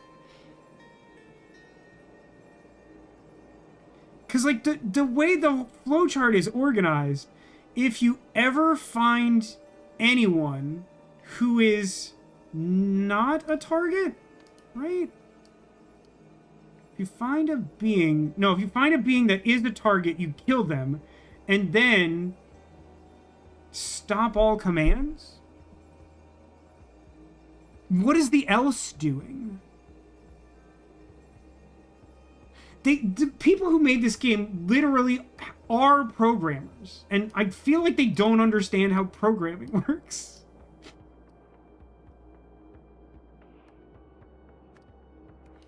This... can we... Am I crazy, or does this feel like busy work at this point?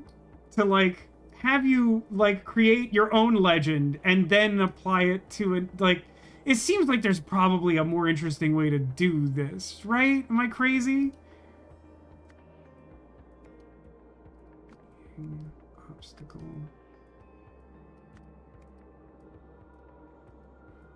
Nothing. Walk. Destroy. Identify. Crumbs.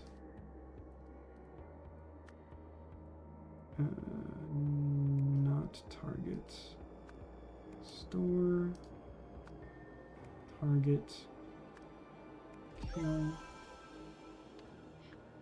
Well, like, I only mostly understand what this means because that's, like, a really confusing way to use else.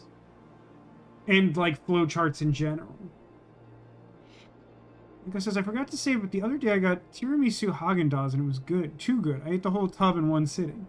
But what was the problem? What was the thing that made it too good, that it was, like, problematic? What was that? What happened there? It's on sale and I want more. If it's still on sale, you should get more while it's on sale. He says, being an absolutely, like, heinous influence when it comes to, like, making dietary decisions. Oh, it's Daria. I think she's having fun. How are you still on the ship, you absolute ding-dong? I am a lawful citizen. My name is Patella Kib. Never in my life have I even thought about touching narcotics. Dear Diary, today has been crazy.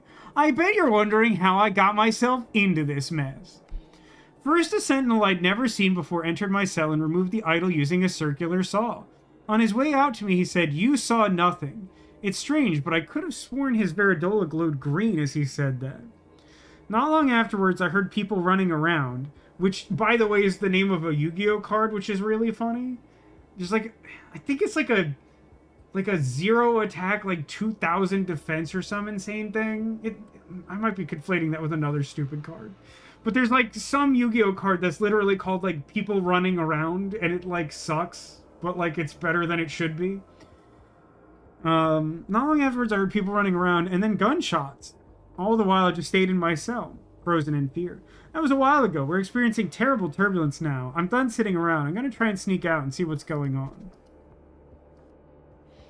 I'm glad he, like, stopped to write that in his diary.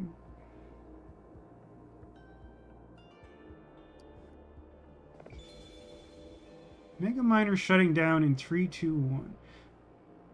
Oh man, if Zacula was here, I bet he would appreciate this face and all of its graces. Like I said, I know you don't like coffee, Vasco. Coffee flavored chocolate and coffee with chocolate and ice cream taste delicious. They actually live up to the nice smell, unlike the drink. I mean, I don't even really like the smell of coffee. It's not, like, terrible, but, like, It's not like appealing.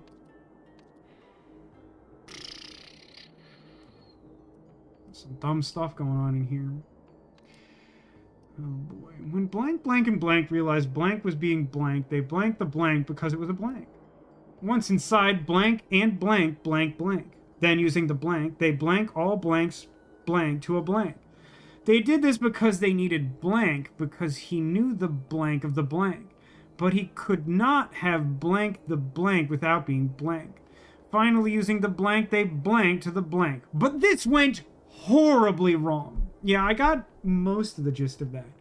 However, it must also be noted that blank programmed the blank to blank, blank, and then blank, blank before it could blank.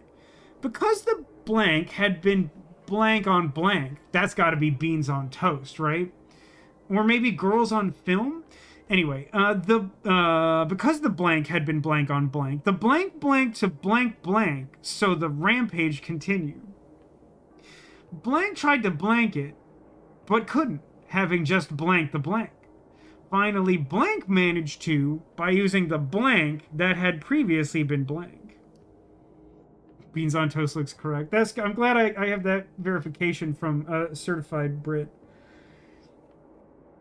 So, Ethan managed to, by using the...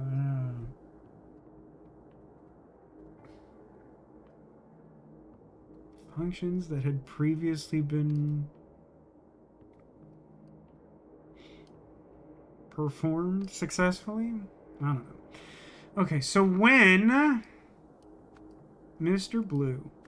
Boy, I have to tell you, I feel like I know this game's antics well enough that, like, I feel like when we finish this scene, there's gonna be some, like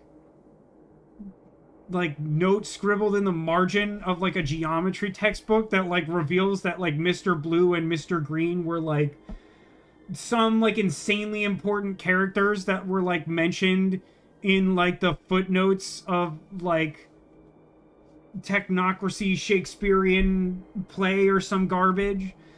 And Hecko Sift realized that blank was being blank. What? They blanked the blank because it was a blank.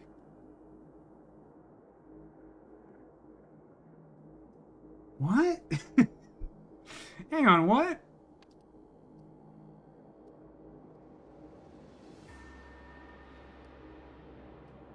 What's inside? Blank and blank, blanked blank. So what's inside? Blue and green.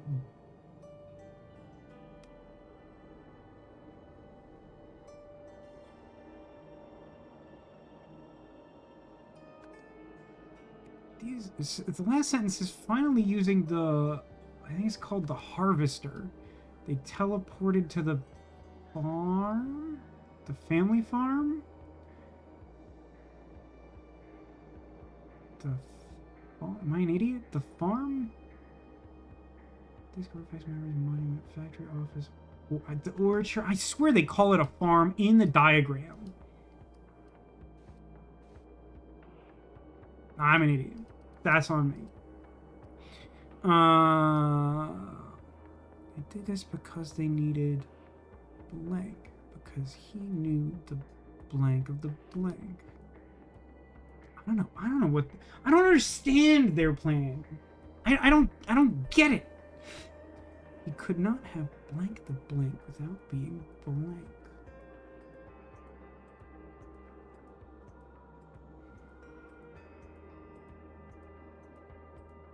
Then using the golden idol, they transferred all of Hecko Sift's memories to... They have a disc on them, don't they? Yeah, the one with the cartoon tooth drawn on it.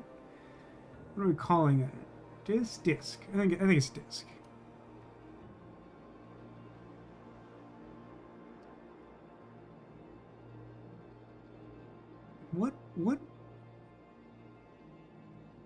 What? So, let me look at this again. I mean, I guess they did shoot him. I guess they just... I guess it wasn't a lethal shot. They just let him bleed out. Well, I guess it doesn't matter. They shot him non-lethally, then took his memory. I was getting hung up on, like, why would they shoot him first if they wanted his memories? But they just, like, incapacitated him and then took the memories. So they shot Heko Sift. I realized that blank was being blank. They blanked the blank because it was a... So it was a dead zone? Wait, what's the thing about the dead zone? The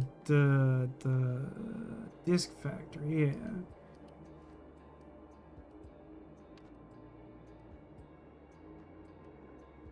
This red space is really confusing because it feels like this should be like their ship or they collectively or something. Was being... Oh, it was being tracked, of course. Heko was being tracked because they goofed up the plan. So they... I guess entered the disc factory? Oh, I guess we're just calling it factory now? They did this because they needed blank. Because, I mean, because this is a person, I have to assume it's Heko because they tried to take his memories, right? They needed Heko because he knew the blank. Is it like the function of the artifacts? Oh yeah, they're calling him dead weight. Sure. So he knew the functions of the artifacts. But he could not have blanked the blank without being blank. He could not have...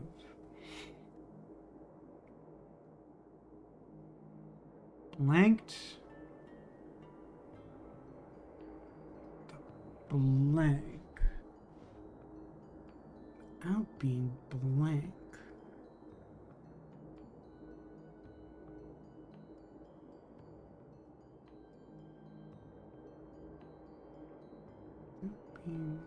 Could be like tracked again? Could not have left the... Oh, left the factory without being tracked. Okay.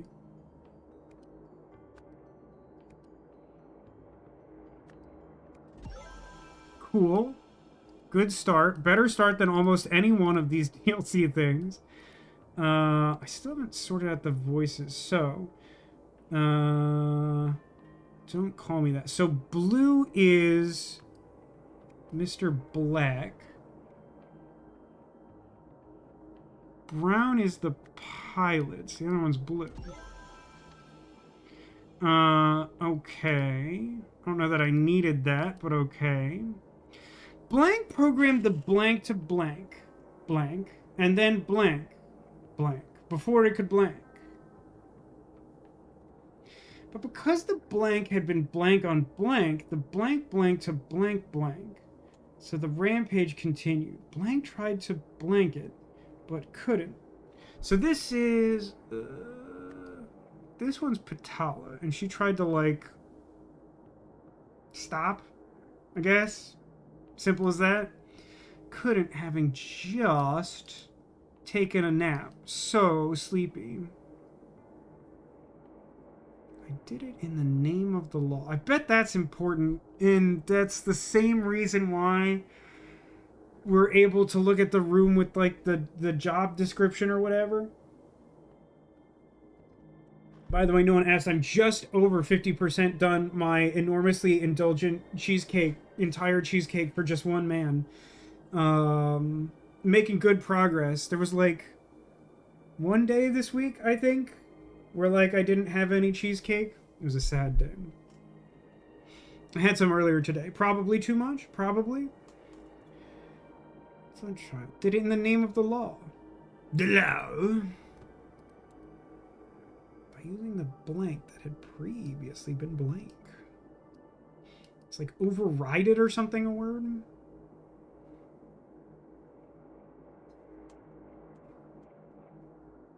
I don't know.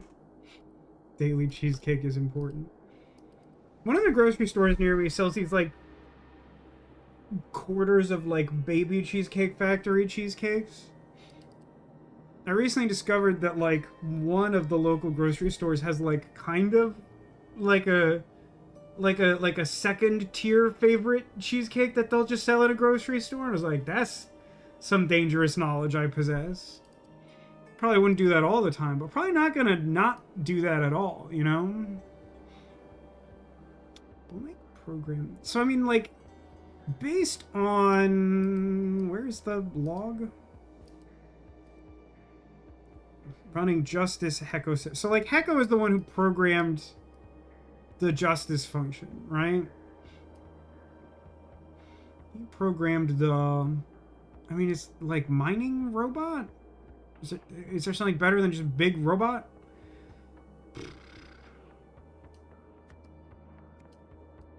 Robot 2.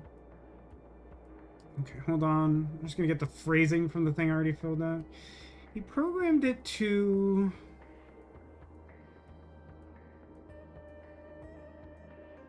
identify target, I guess.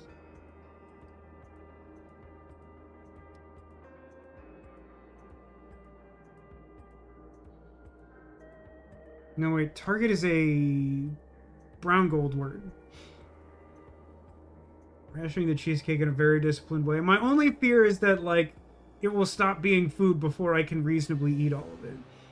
But what's genuinely insane, and I kind of touched on this last week, is, like, I think the presence of, like, a hefty influx of cheesecake calories has actually, like, improved my diet.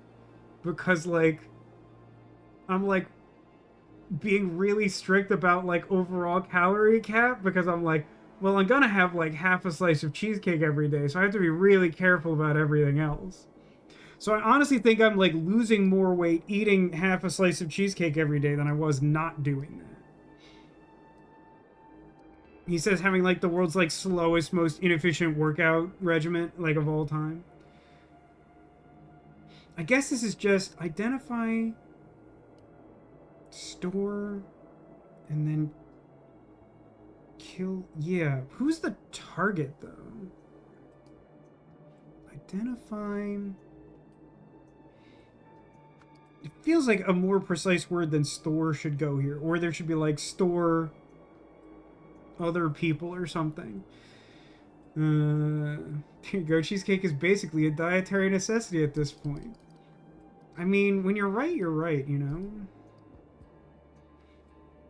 Right now, cheesecake is better for you than lettuce, raspberries, and blueberries. Wait, I haven't heard... I've heard about the lettuce. I've heard a lot about the lettuce. I've heard all the jokes about how, like, the government has to investigate Taco Bell for causing diarrhea, and all the people being like, but how can you tell?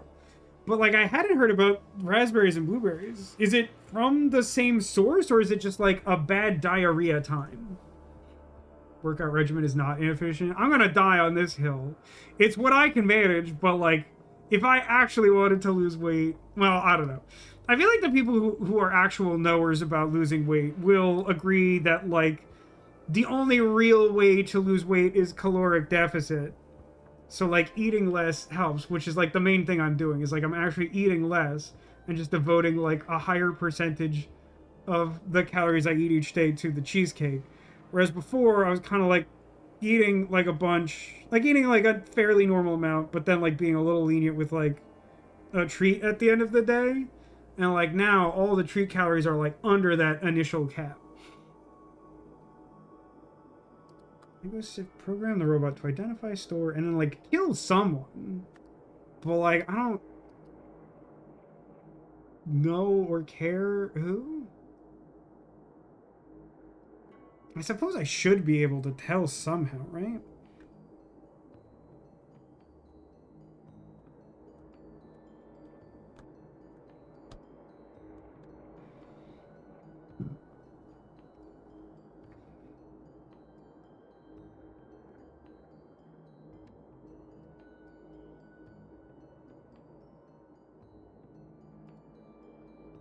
the blank had been blank on blank.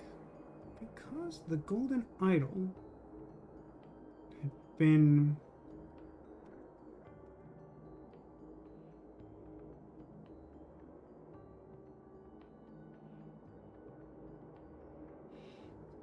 The blank, blank to blank, blank.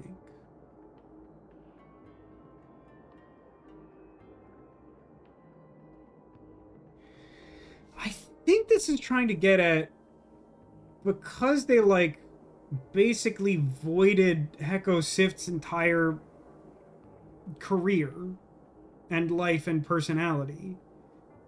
Like, he was no longer recognized as a valid authority to like stop the rampaging robot. But that's confusing because like it doesn't sound like it was ever intended to be his command to do it, right?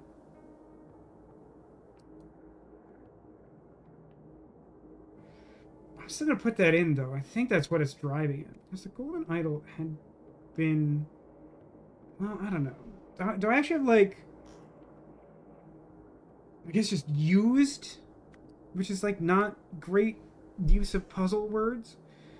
They originally suspected a lot of types of raw produce, but they do seem to have narrowed it down to mainly the... Oh, that's interesting. I feel like I'd only ever heard about the lettuce. I don't know if that was like their strongest impression or... I don't know, man. Like, I'm not a lettuce fan at all, really. But like, I do like unironically feel as though like lettuce is like always like the first culprit when produce goes bad. Like, doesn't feel like it's helping, man. Like I said, Taco Bell isn't being investigated for diarrhea. They chose to discontinue the salad items due to the outbreak affecting America. Basically, the regulations for sewage waste dumping got loosened. Now a lot of crops are getting irrigated with diarrhea water. Ugh. That's bad. Also, I could be mistaken. I think that's like us. I think the same situation is affecting the UK slightly differently than it is here. From my understanding, like, I don't think it was the CDC, maybe like the FDA or something, but like some American like organization was like trying to find the cause of like a huge like influx of diarrhea, but like obviously the internet was being super reductive about it, and so like the headlines were like Taco Bell's being investigated for diarrhea, lol. Before it could, I mean, stop has to be, yeah, stop is the end of that sentence.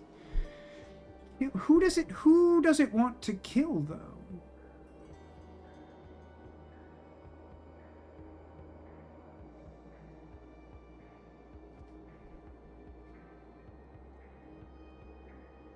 I think the implication is that like, because Etham is like the last living creature on the spaceship, he gains the authority of like all the Sentinels because this process is like one of the dumbest things I've like ever heard of. Squirtle had been used on Heko.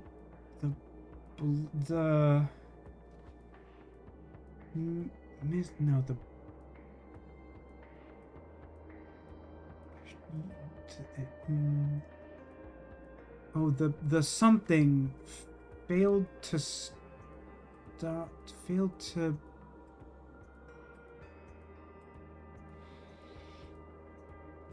kill whoever. The robot failed to kill whoever. But why do his memories being gone have any effect on its ability to kill a target that almost definitely isn't himself? I really dislike this game's insistence on you trying to like guess people's motives with like basically no evidence. Like, figuring out motive with evidence can be difficult. Figuring out motive with no evidence is like asinine.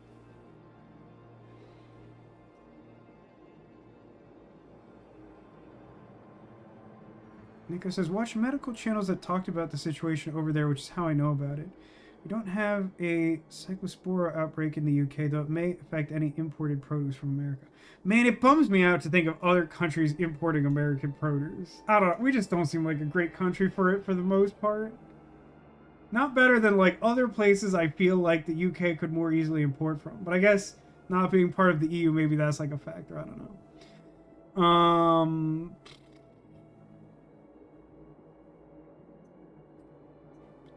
Kib tried to stop it, but couldn't, having just...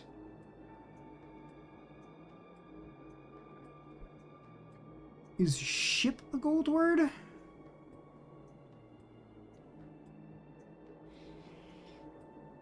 Little factory. Having just entered the robot, having just, I feel like left the ship is what I want here. I don't think that's an option.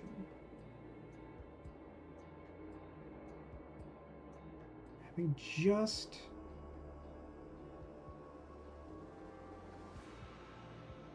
Oh, having just violated the... something.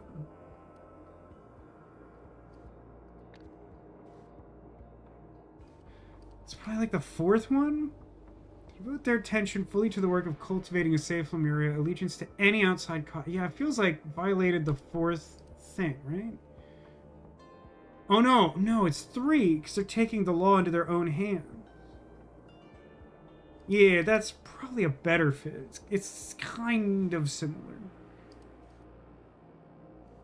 I think that's right, though. I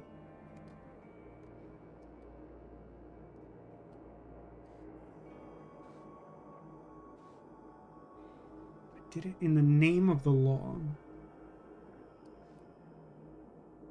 But for some reason, even though we've established that, like, the systems that try to verify the will of the Sentinels only care about the color of their headband, it somehow logically deduced through interpreting her subconscious thoughts that she, like, had crime in her heart. Or whatever. Finally, Ethan Laredo managed to, by using the blank that had previously been blank. Is it command that was previously entered? Lawful citizen, my name is Patala Kib. I am not intoxicated.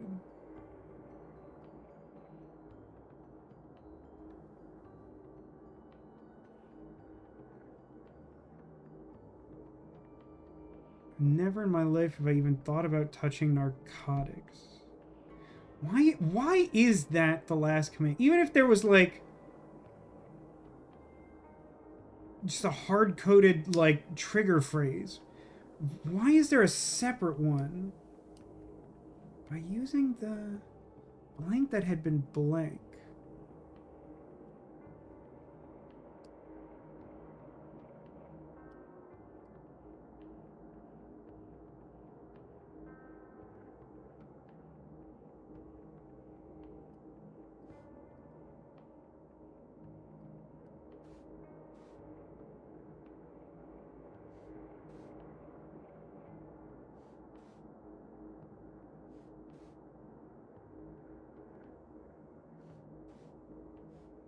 I mean, it seems like the Sentinel's whole deal is, like, technology. Do any of, like, I don't feel like any of these specifically, like, even deal with narcotics. I don't know what I'm supposed to take away from that. I think I closed this.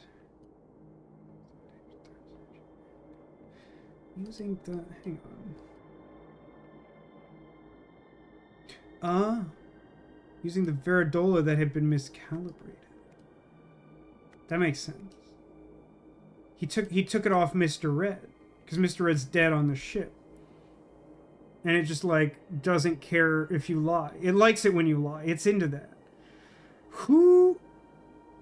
Chat, who does Hecko Sift want a giant mining robot to kill?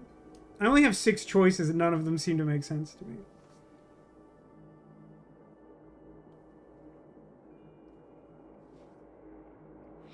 If program the robot to identify, store, and then kill blank before it could stop. Is that the order? Kills them inside?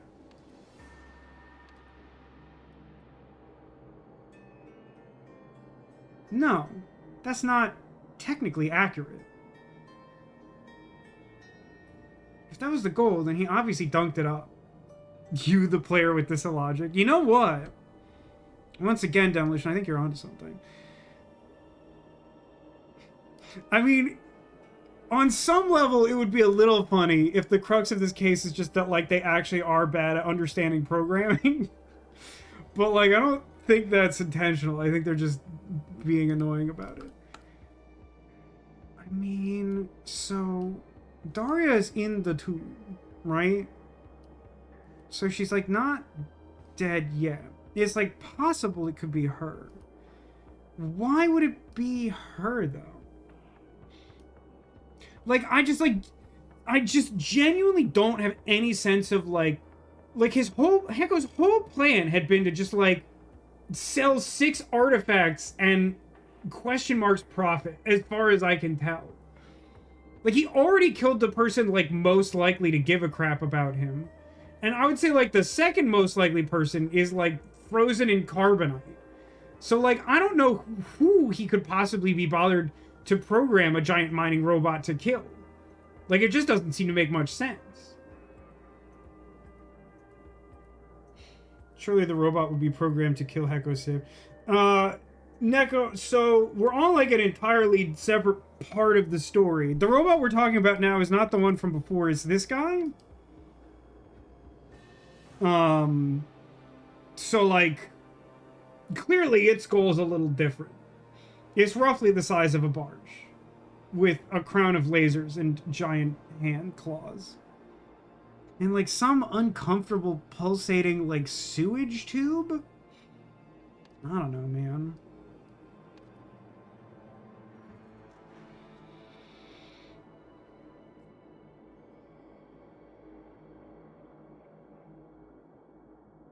That was not the robot. Yeah, I figured it was not the robot you're thinking of. But you got me thinking, though. Because this says, because the golden idol had been used... Like, again, I could be wrong here. But I think, because the golden idol had been used on Hecko, the robot failed to kill Hecko. So, but wait, but... Here's what I don't understand. If the idea... No, hold on. What is it Patala says? Did I not show you his evil dreams? This is such a weird statement because I have no context for what that means.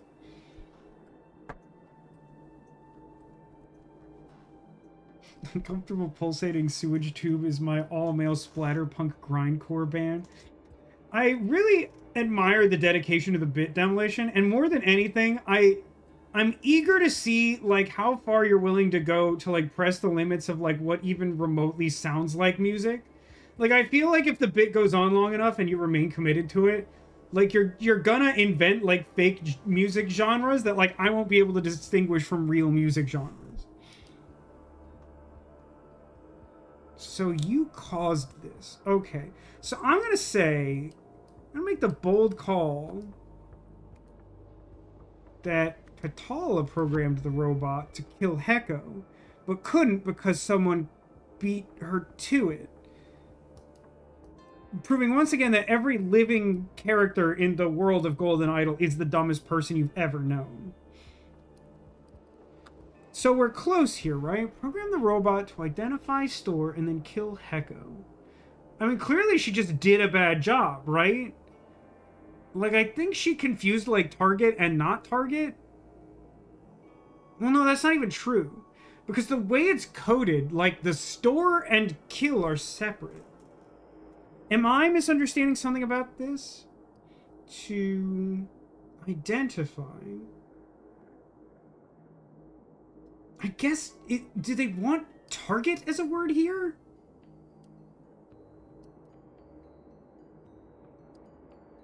Do I need discard? I don't think discard is part of it, is it? Dude, they have been previewing some, like, serious Magic the Gathering stuff. They showed off, like, a first wave of Star Trek cards, and some of them are really sick. Like, I'm really excited about 7 of 9 and Dr. Beverly Crusher, which coincides really nicely with, like, characters that I like. But also, like, they've been leading up to this, like, big story event, which you could be, forgiven for not understanding it all because they basically don't like their own story and do as little of it as possible. But for years, they've been building to the storyline where, like, one of the major characters, for reasons unknown to me, like, creates an entire parallel universe. And, like, they revealed some of the cards from that set, and, like, they're super sick. Identify because if not, target store. But, like, the problem is, like... Identify, target, kill? But...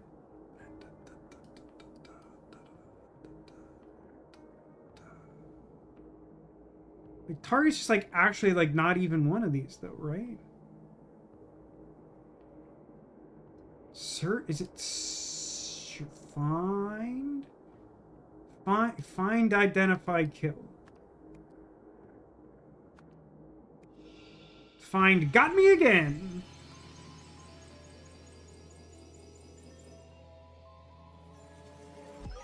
That was better than the last one. Solve the scenario. The mining robot got stuck in an infinite loop of destroying buildings and capturing people because Patala programmed it not to stop until it killed Heka, which was impossible because the idol already extracted all his memories. Fortunately, Etham realized he could trick the robot into accepting his commands by lying to it while wearing the temporary Veridola. What an unbelievable leap of logic from him, incidentally. Like, what? Just like an absolutely ludicrous thing to try to do. This way he managed to end what would have otherwise been an endless cycle of destruction. Well, I think that's false because the game The Rise of the Golden Idol was released, and that I would describe as an infinite cycle of destruction. 1 year later, Patala's on trial with, like, a ladybug and a guy in a motion capture suit. What do you think he was trying to achieve? Anything I say will be pure speculation. We'll never know what motivated that heretic. We won't because it genuinely doesn't make any sense. And that's it? Oh, no, hold on. Heclosift wanted to blank all blank to blank the blank and then blank the blank. Blank, blank, blank. Clearly kill all humans, right? I mean, clearly, like, this has something to do with the map, right? Wanted to abolish all blank. Wanted to... Dude, Anna, stop... This game is so bad about this. They, like, constantly ask you to, like, divine characters' motives based on, like, nothing. And I have to tell you, we've been through the ringer on this, and it's, like, never a good game mechanic. It's just not good.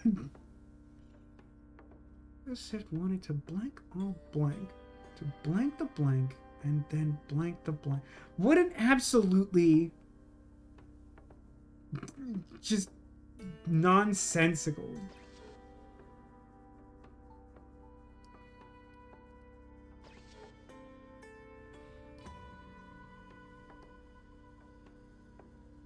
Why are these gray things, artifact names, in like a big hideous eldritch thing?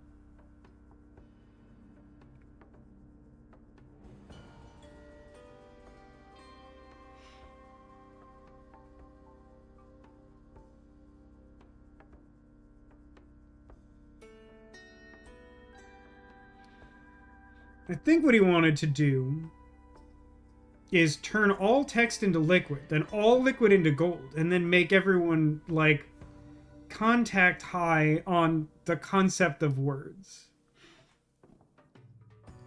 That's probably not true. Although... is any body of liquid into gold, and then touching... cloud printer?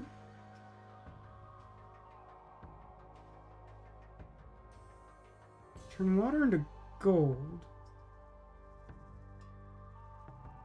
Make clouds that rain gold. Create euphoria within range for all people within contact to gold.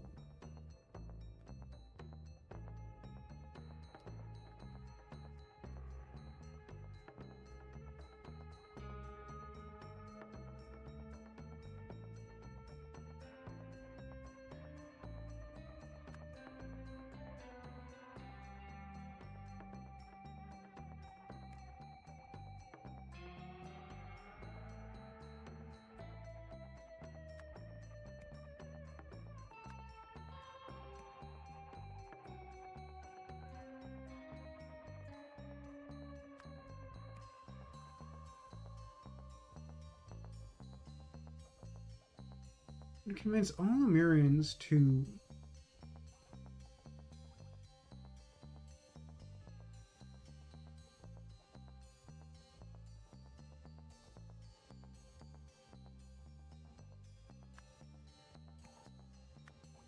abolish the restraint policy? To...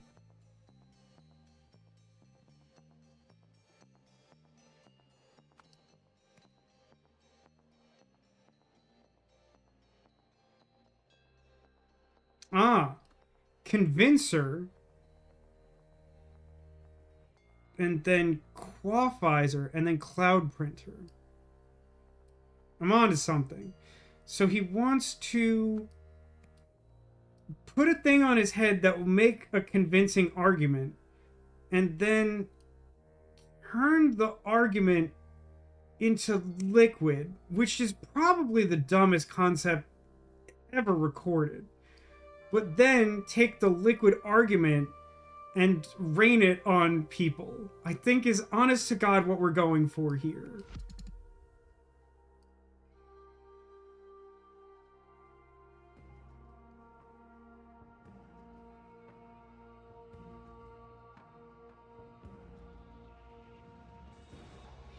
Yeah, I mean, it could be abolish restraint policy and then something else. I feel like he probably wants to abolish the restraint policy.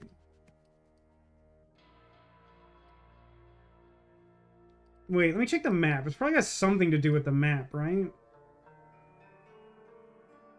Hunter-gatherers. And then... blue the gold.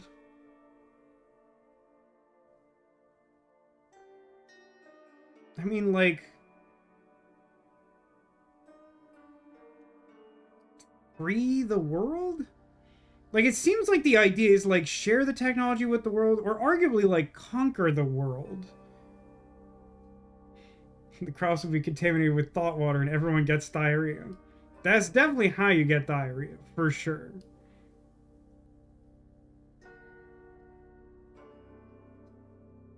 I mean, let's just put in conquer the world. Okay, sure. There's like a 50-50 chance of that, and that... God, that's so dumb. What an unbelievably dumb... Like... Obviously, I was able to deduce this from the weird pile of garbage they gave us, but, like, it requires such, like, an unbelievably stupid series of concepts for this plan to, like, even be plausible. But, like... why does he want the Lemurians to conquer the world? Look at all those arrows he's got on his head.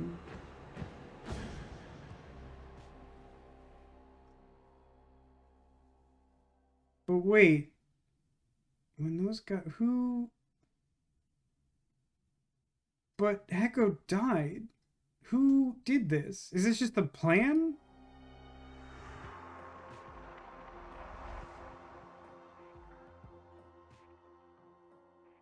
Wait.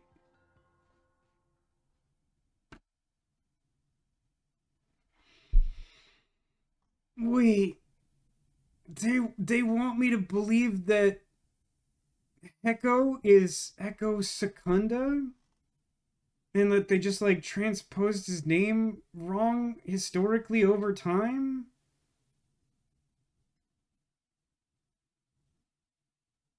That's technically possible, but boy, that feels stupid. Which I guess is how I know that that's the intention. Hold on. Could have improved so many lives with your wondrous knowledge from the Lemuria of the past.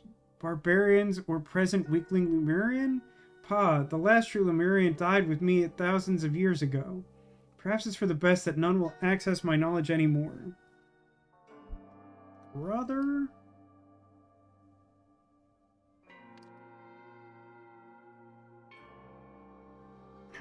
I get how Heko becomes Echo through some transposition or like misunderstanding or whatever. But how does Sift become Secunda? And like when they first talked about this guy, like Didn't they say he was like some unbelievable warlord? Not just like kind of a dickhead who did like a big heist and got his brain removed? Like, this just feels like they've like retconned their own like flimsy backstory so that and why are they so obsessed with prequels? Why is everyone so obsessed with prequels? Gosh darn it.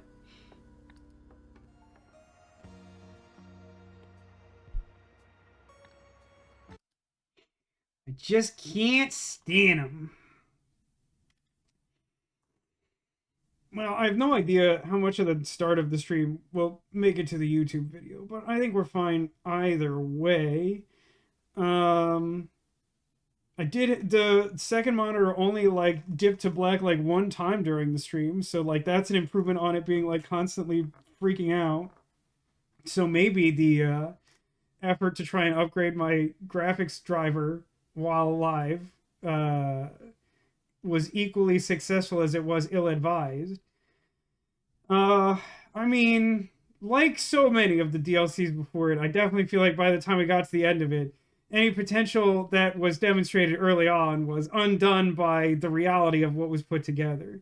They're so...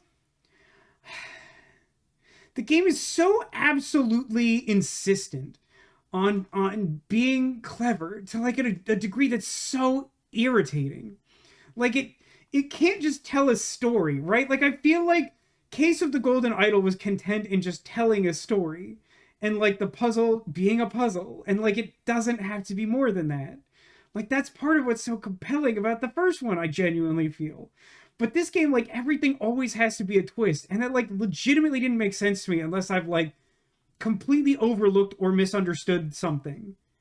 Like it really strongly feels like the implication is that like Hecko Swift is the brain that was in the disc in the library, who was like supposed to be this like horrible warlord who wanted to conquer the world. And then they're like, yeah, Hecko Swift, some like old guy who like wants to turn his brain into a cloud that makes people angry. And it's like, Rainbow Bright had better plots than this, brother. Like calm down. Like you're not that serious. I don't know. I'll complain more about this tomorrow. I like not super impressed. Unsurprisingly, you will not be surprised to learn that everything always has to be a twist. I'd rather that exactly. I mean, this is what I'm trying to get at, Neko, and I feel like it's become more and more apparent the more I play it. But like, I feel like the first game managed one really good twist really well because it carefully set the groundwork for that twist over a really long period of time, and then gave you like a really big insurmountable clue that still wasn't very overt in order to point you to the revelation that they wanted you to have. It was like a masterstroke. It's like one of the things that's most impressive about the first game is how they pull that off and how they make it so it's possible to figure it out at different points, but like at basically any point you figure it out, it's satisfying, instead of this game where like they just want everything to be a twist. So like the logic only follows to a certain point, and then they just like make it up and then like expect you to either figure it out or just like look up a guide. And it's just like the first game is so good because it's like a pure logic puzzle, meaning that you have everything that you need to solve it, and it's like it's a good satisfying puzzle that can deterministically be completed by someone who understands logic and applies effort. But like this game insists on not only not doing that, but like doing the opposite in such a way that it makes like a considerably worse game experience and a storytelling experience. And it just fails in every way, in my opinion. But the good news is that tomorrow we get to start the fourth DLC, which means two things. One, we're getting close to finishing this game, so then I can complain about it and not play it anymore, instead of complaining about it while playing it.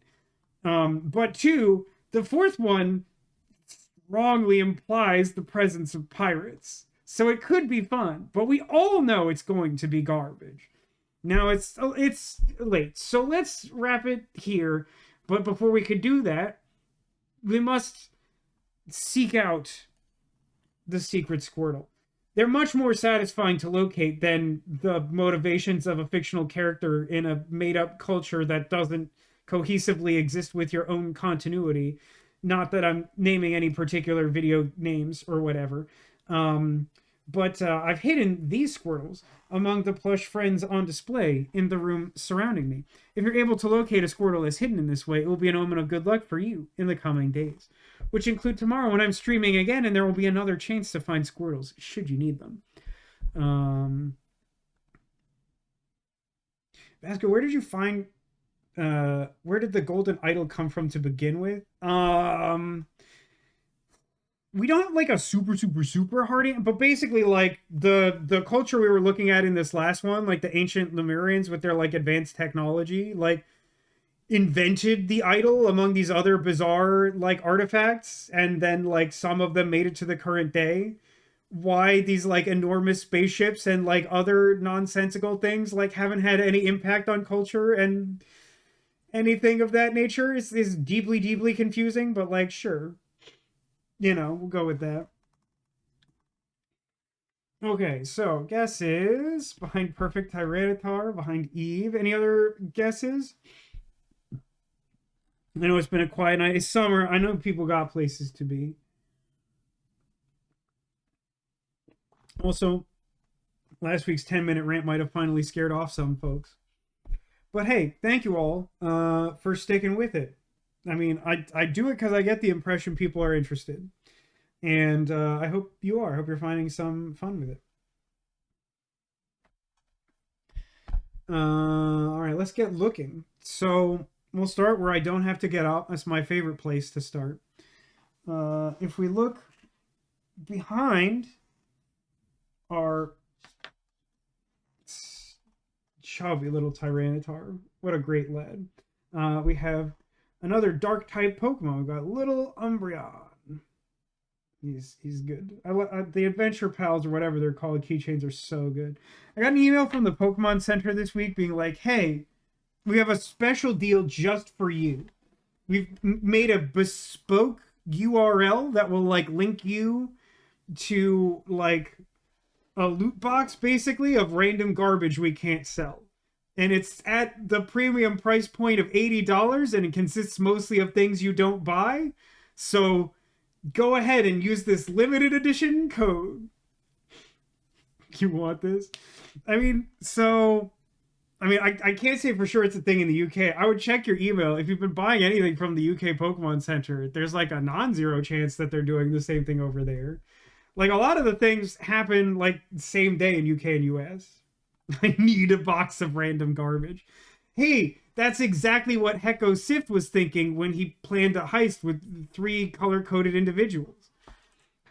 All right, let me get up and go look at our other guest.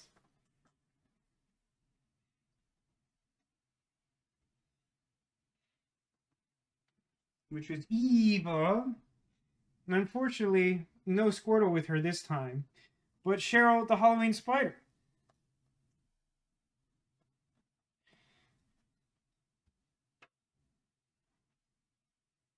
Behind Gengar. Yeah, he's a little more visible than I wanted him to be. I think you can kind of see him poking out of there. But yeah, there's a Squirtle there. And incidentally, also a Squirtle behind the candelabra you mentioned earlier.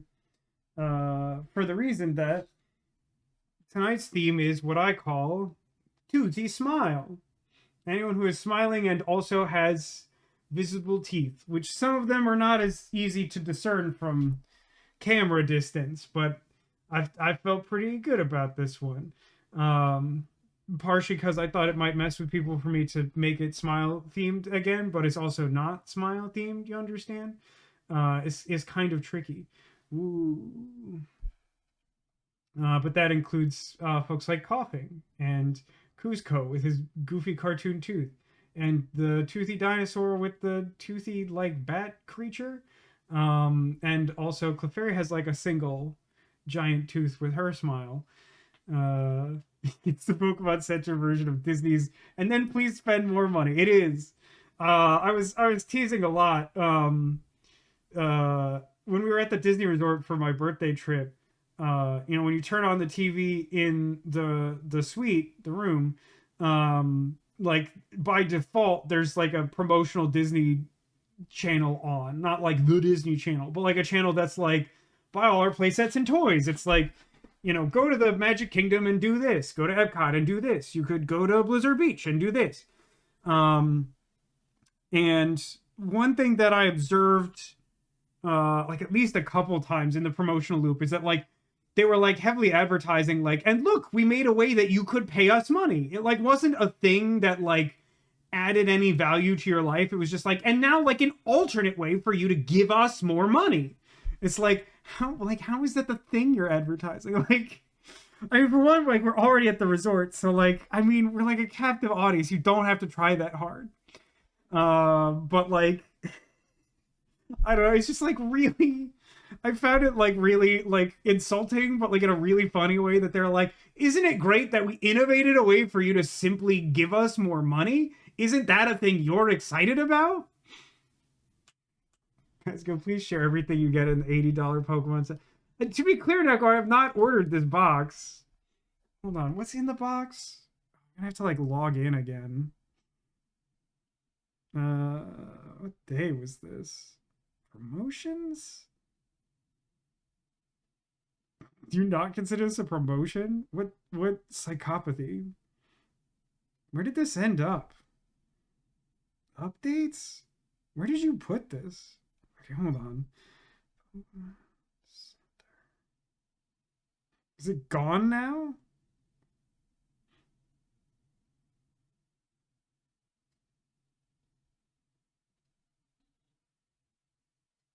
I don't know, man. It's somewhere.